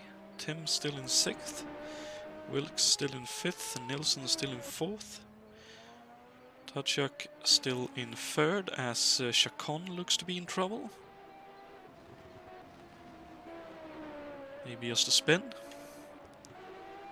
I think Bruno just had a spin by the looks of it, and still managing to keep going though, and it looks like it won't be too far away before I believe the final set of pit stops will be happening.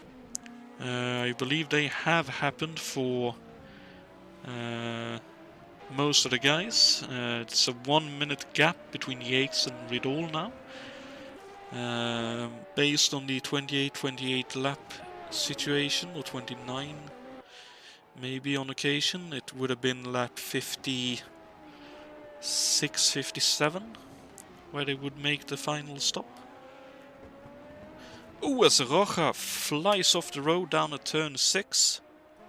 And Johan Bors has entered the pits. Sorry, it looked like a retirement. There's Rocha back in China Beach once again. Yeah, it looks like Roja. Sorry, just looks like he carried too much speed into China Beach, and just let's say went into the beach. So yeah, just carried too much speed, and but managed to keep going again, and they thankfully didn't hit the wall. Yeah, that looked quite close to the wall there. That sort of feels like one of those. Your mind wanders for like half a second, and then you go, "Holy moly! The corner is already here." Yeah, exactly that. It's one of those corners that you're just because they're going so quick, and it's so difficult to spot your breaking point as well because you're going so quick, and it's one of those corners you've just got to brake and hope for the best. It almost makes you speed blind in a way.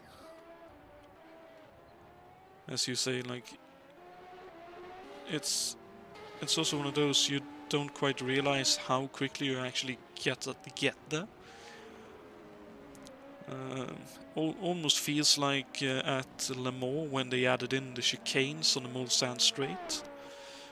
You had years and years and years of drivers putting the cars more or less in the truck tracks and going, "No, just keep the foot down and relax for a little bit." And suddenly they end up with the situation of, "Oh dear, I need to brake." Yeah, some drivers have said that about Le Mans when the chicanes were first added to the track. It probably took them quite a while to adapt to it, and they basically train their brain to find a breaking point for the chicanes, just because they were so used to when there was no chicanes, they were just so used to keeping it flat out. Mm.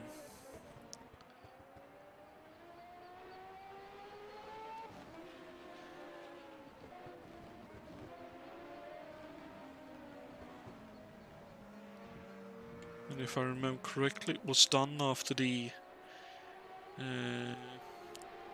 PWM or WMP would have been 8-7?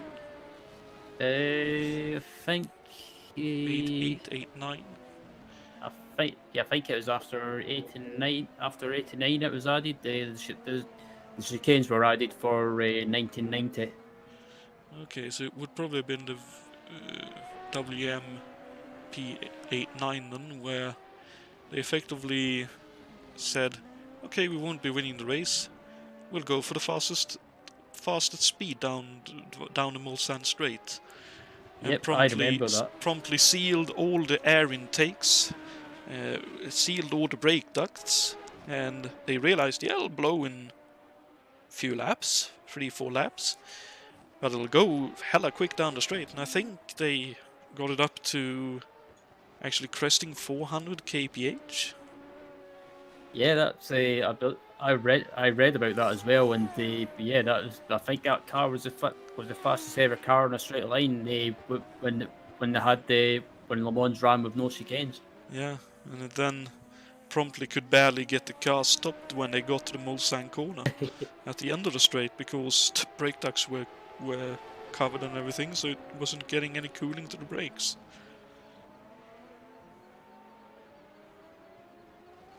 I think it may have lasted like 3, maybe 4 laps, and then it blew. Yeah, I remember reading that in a book. I can't remember what the book was called, but yeah, some of the team members said that after a few laps, the engine blew up because simply wasn't getting any cooling. But like you say, they just fought to hell with it and decided to just try and get the quickest straight line speed. Indeed. And I notice now, unfortunately, Bruno Chacon in strife. Car badly bent. Happened a while ago.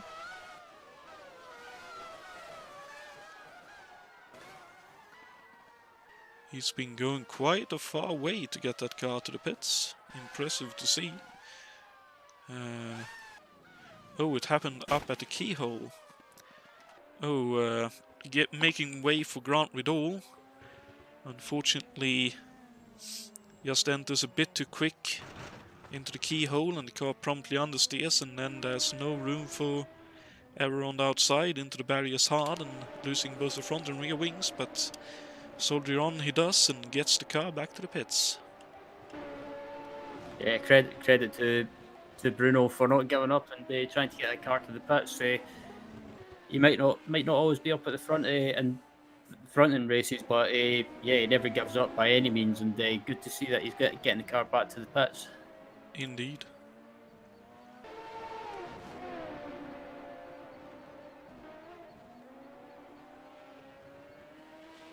And we can see here once again that Bors has lost out to Aquino.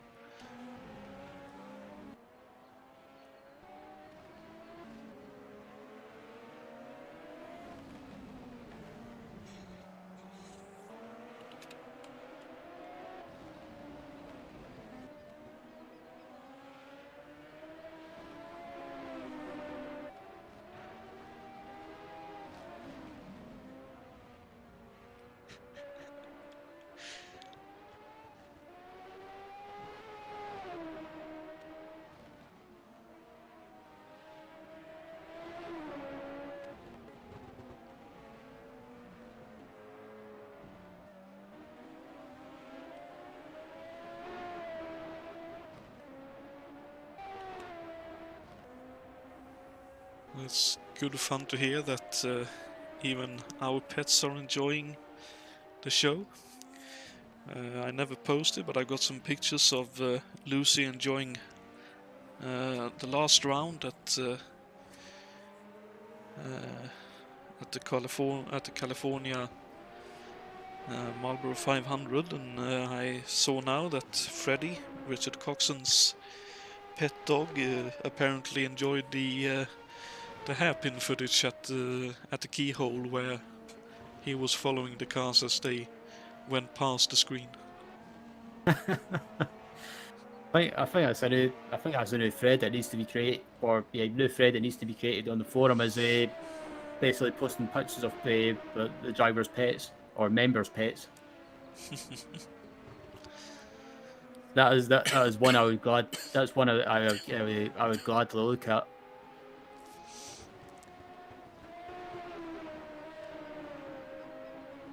It could be a very nice addition. We'll have to look at that.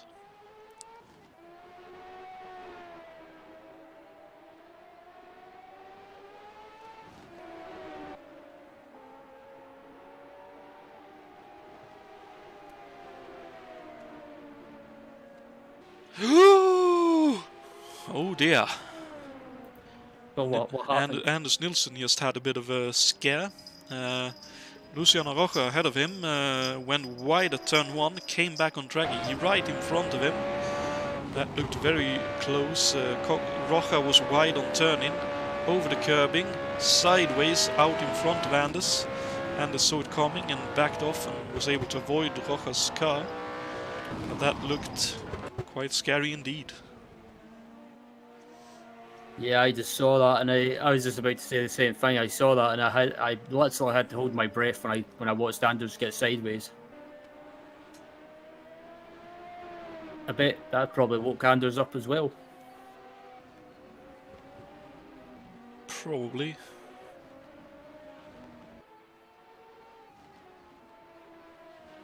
But still, back up at the front, it's still Grant Riddle leading, and they leading by 31.1 seconds, and it wouldn't surprise me if Grant increases that gap when he crosses the line. It's very likely. I think Grant has one more stop to make. Unless he's recently made a stop, and obviously we were both away for a little bit, and maybe it happened then. But either way, it's a currently demanding and destructive lead for him.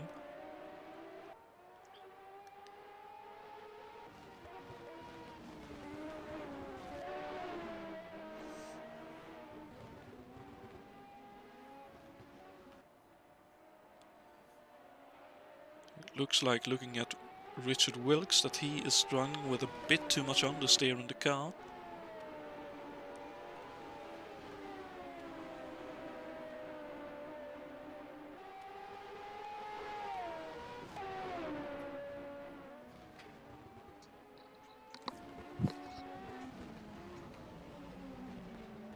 Yeah, indeed. Yeah, quite. I'm very surprised that some of these front runners up at the front, like Tesiak and Nielsen and Wilkes, have been struggling. I thought I was expecting them to be a lot closer to Grant Riddle, but Grant Riddle has just pretty much been in a class of his own so far. Indeed. And I seem to remember Grant having good races here previously, so your assumption of the track suiting him is probably correct.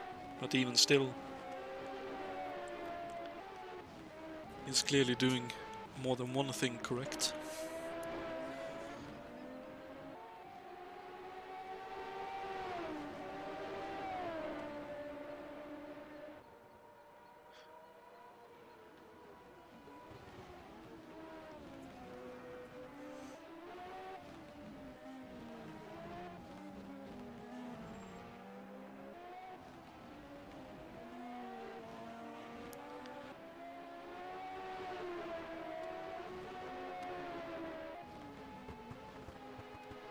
And yeah, that's a good point. That's a good point that Barry Lynn Wilson brings up on the YouTube. So I don't think have we done the trivia question yet?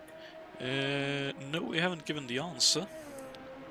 I was going to give everyone a bit of screen time. So let's move to Equino, and then let's have a gander down into the trivia bits, since we're waiting for the finish of the race and maybe some spicy stuff coming up. So the question for you all this evening was courtesy of Jason White. Thank you very much for providing all the questions and graphics for these races. Who holds the fastest official race lap record for the course with the chicane before the keyhole? That being the 2.4 mile circuit that we are racing tonight. Is it A, Roberto Guerrero? Is it B, Michael Andretti? Or is it C, Bobby Rahal? What would be your take on who it may be? I've not watched this race. I've watched the season review, but I've not had the chance to watch this race back for quite some time. But I believe the record holder was A. So Roberto Guerrero, you're guessing? Yeah. Righto.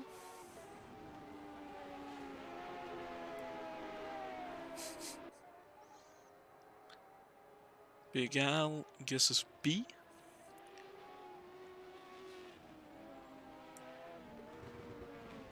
think, if I remember correctly, I saw an answer for... I think I saw an answer previously as well. Berry Lynn in the YouTube chat said she said A. Ah, thank you. And the correct answer for the question is indeed A. So congratulations, Ryan and Barry Lynn and anyone else who thought it was A. Roberto Guerrero.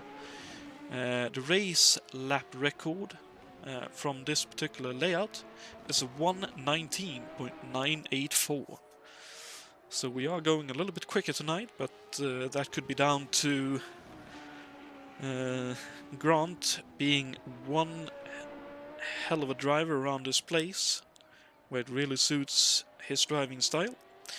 I myself guessed that Michael Andretti had the race lap record for this layout, but clearly I was wrong.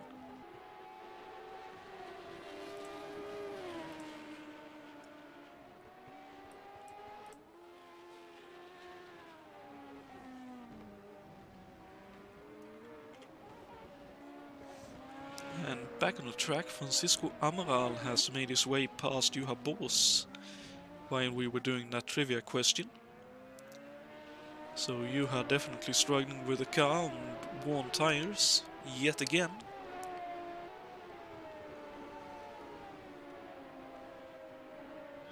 Ooh, and Francisco Amaral wide off turn 1, but able to hold on to his bronking car of a horse.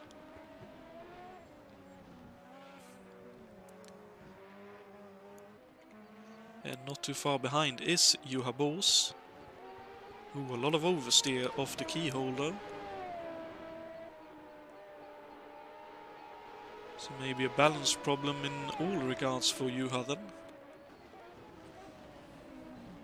Yeah, it could just be Juha struggling with the setup, and maybe he's not being able to get the car set up to the way he wants it, but still running inside the top 10, ninth place. But I think he feels he could have been higher up possibly.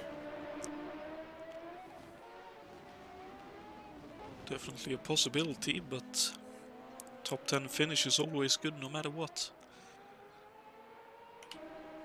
Filippo Marazzi, speaking of a top 10 finish, is currently on the way to a top 10 finish in the Curb Racing Skull Bandit entry.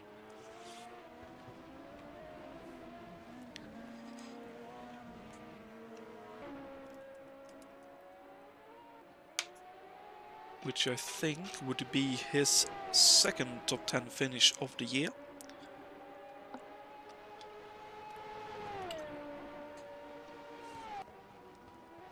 If it were to happen.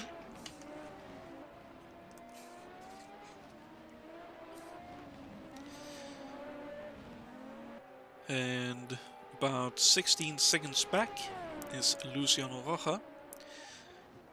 Still soldiering on and doing a good job despite a couple of excursions down at turn 6.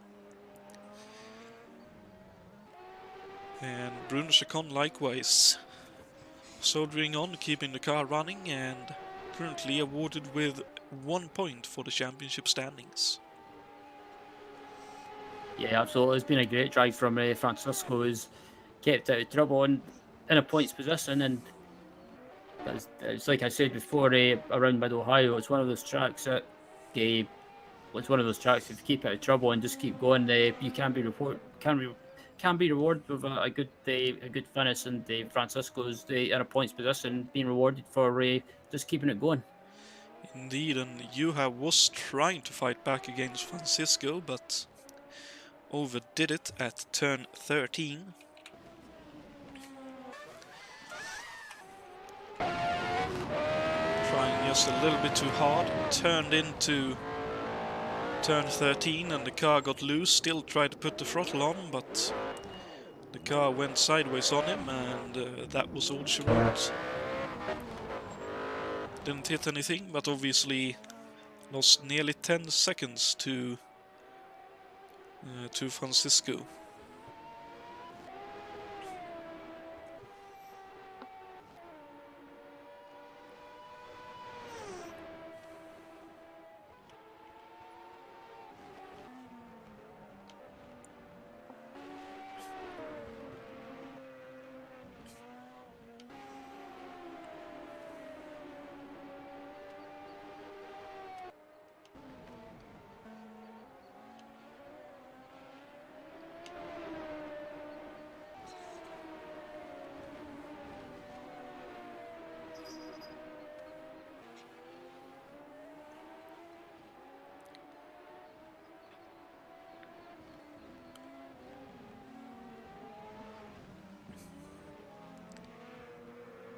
Oh dear.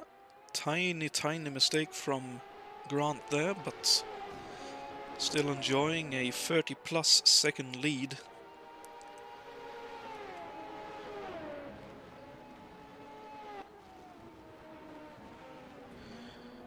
And I would guess by now just trying to look after the car, the tires, out of traffic, and get the car to the finish.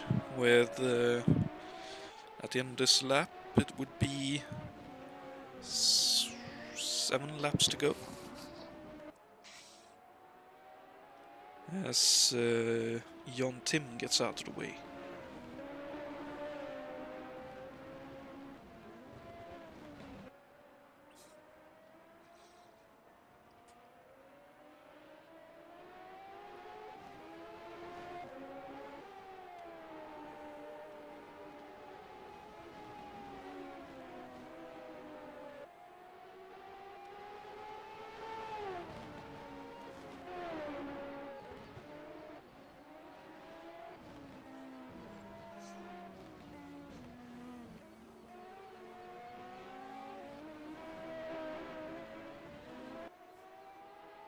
Yeah, as we come to the closing stage of the race, Oh, Richard Wilkes has just retired. Sorry for cutting you off.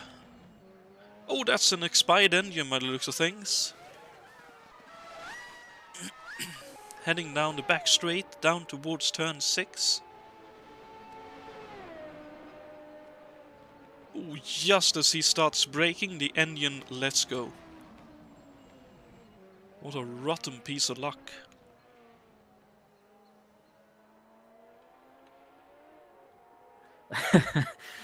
I don't know why I start. I'm not laughing at Richard Wilkes' engine going bang, but it's just when you said, "Oh, what a rotten piece of luck." I just thought of the James May quote from Top Gear.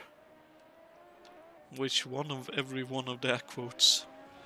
James May, the one when he says, I can't remember what episode of Top Gear it was, but Jeremy Clarkson had something happen on you know how they do the challenges on Top Gear. Jeremy Clarkson had something happen to his car, and James May said, "What a rotten piece of luck." And then just when you said that, it kind of gave me flashbacks to James May. Fair enough, I can understand the slight laughter at that. I'm not laughing at you, Richard. Before you think I am, I apologise in advance.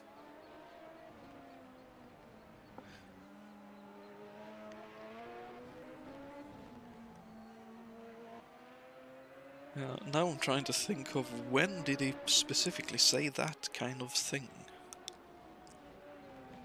I can't remember what episode of Top Gear it was. I would need to go back and have a look. I think it was the episode of Top Gear when they went to Argentina. Ah, one of those that I haven't watched many times. Yeah, I think it was one of the Christmas specials. I think. Yeah, it may actually have been the Christmas special that year, indeed. That was pretty much. I think it was the episode when they got chased out of Argentina because of something offensive on Jeremy Clarkson's Porsche.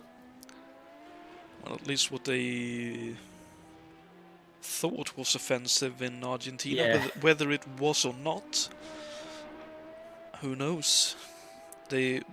Everyone on Top Gear claimed that it was an authentic. I think it was the registration sign that was somehow Yeah. alluding to the Falkland situation, and everyone on Top Gear claimed that it was an authentic registration number, but obviously not everyone agreed. Yep. Yeah, I think as we come to the closing stages of this race, who would you put for your driver of the day, or driver of the race rather? Oof. I mean, it's difficult not to say Grant Riddle. Pretty much running qualifying laps every single lap. a la Michael Schumacher at Hungary in the late 90s or early 2000s. But I gotta say as well that Alberto Quino is a very close second. He's done a fantastic job with that car. But I'd say, based on the fact that at how hard he had to drive and how well he's done it, Grant Ridall is probably the driver of the day for me. What about yourself? Yeah, I'm in the same position as you. It's so difficult. On the one hand, you can't really look past Grant because he's just put in one heck of a dominating drive. But I'm going to go with someone different. I think I'm going to go with John Team. That's a very good call as well. He's put in a very good drive there. 5th now. Quick and hard early on, but then backed off a little bit to, presumably after what happened to Oscar. Maybe he was told by Oscar that, ooh, you may want to be a bit careful. Yeah, it's quite possible. It's possible that John and Oscar were probably in the same TeamSpeak channel or Discord or TeamSpeak or maybe Even the same house. or even the same house. Yeah, it's it does happen in some racing. The brothers or brother and sister or family relatives live in the same house. When it comes to sim racing. Mm-hmm.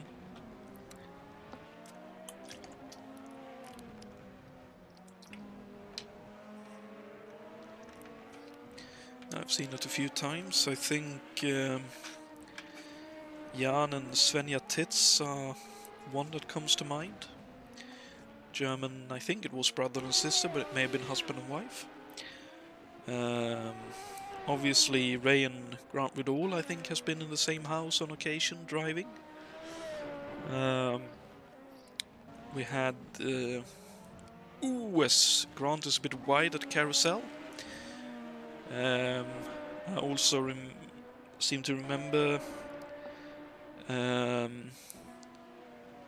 Yves and Jean-Marie Placet, which I think was a father and son combination. Yeah, I think I remember hearing about that. I've even heard of a excuse me. I've even heard of a was it brothers racing in the same room, which is which would probably be a bit distracting for me. Possibly. I couldn't say for certain. I suppose it would depend on how lively you are and how well isolationists your headphones would be.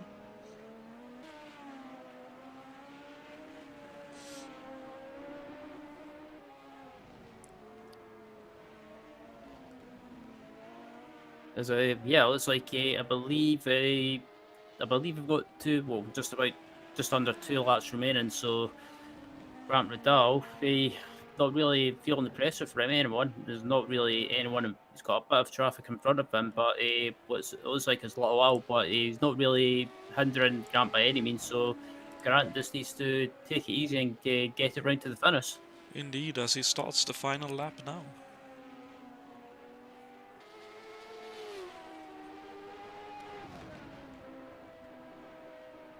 And with what's happened in this series previously, I'll simply say it is the final lap. Second still Yakes, now only 4 seconds ahead of Tachyak, so maybe a last dash for cash for Tachyak. Nilsson in 4th, Tim in 5th, Equino in 6th, Francisco Amaral 7th, you are Bose right behind him in 8th, so Bose has caught back up.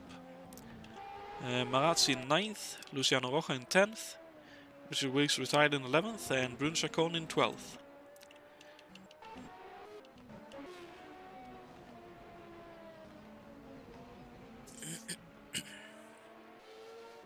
and up through Thunder Valley. Grant Vidal comes, and from here he should be able to coast to the finish, so looks like Grant Vidal will score what I think will be his first win in the series, despite showing a huge amount of speed in this year's championship. But finally today, here at the Escort Radar Warning 200, he gets the win, and look how happy he looks. That was some pure joy and happiness with those weaves on the front straight. David Yates looks fairly secure in second place, unless he makes a massive mistake in the final two turns here.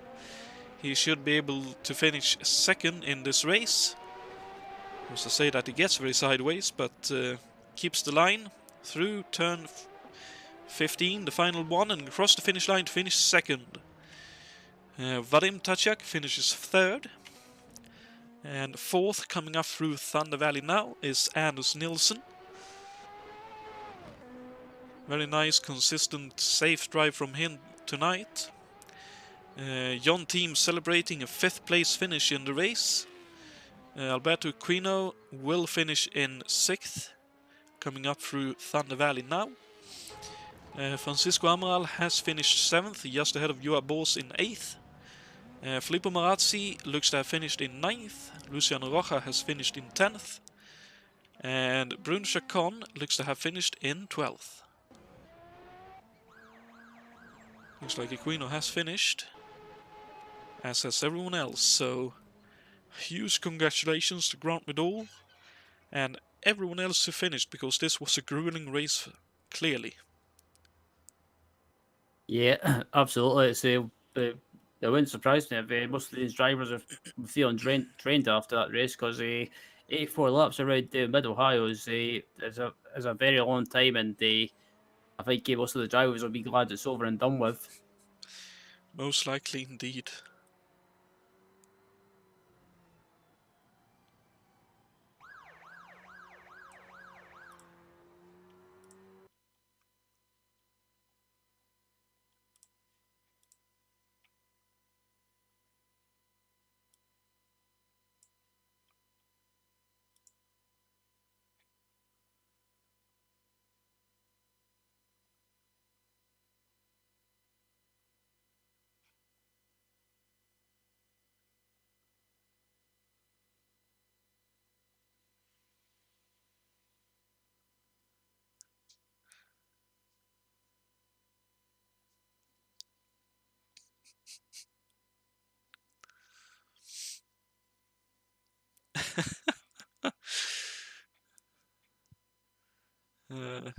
Just checking on the last few lines of the broadcast chat. Quite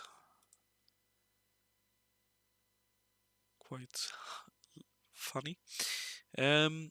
Right, so while we wait to see if anyone would wish to have a bit of a chat after the race, most likely not, because they are most likely spent. Any thoughts or ideas? Yeah, I have to say it was still a great race. Yeah, once some people started retiring from the race, it quieted down a little bit, but still, nevertheless, we were treated to a masterclass performance from Grant Vidal, who held on, or pretty much led the race from start to finish, and just putting a blustering pace, and yeah, managed to make that free stop strategy work. Yeah, that's very good thoughts, and probably the biggest thing to definitely take away from here, that if you got enough pace, the strategy can definitely work in your favor. That was extremely impressive to watch. And I will say, very impressive to see that pretty much everyone had their cars set up more or less to where they were happy. We saw 1 or 2, 3 maybe that were unhappy with their cars by looks of things, but seeing everyone having put in the work to get the cars to work good enough is very nice to see as well. Yeah, absolutely, and the next round of the series as well should be should be another good one as well, because I believe the next round we're going to is another road course. What's Road America, I believe. I am honestly unsure, so let's have a very quick look. It is indeed the Living Well Provimi 200 at Road America. Another road course, as you say, but in nature, completely different to this one.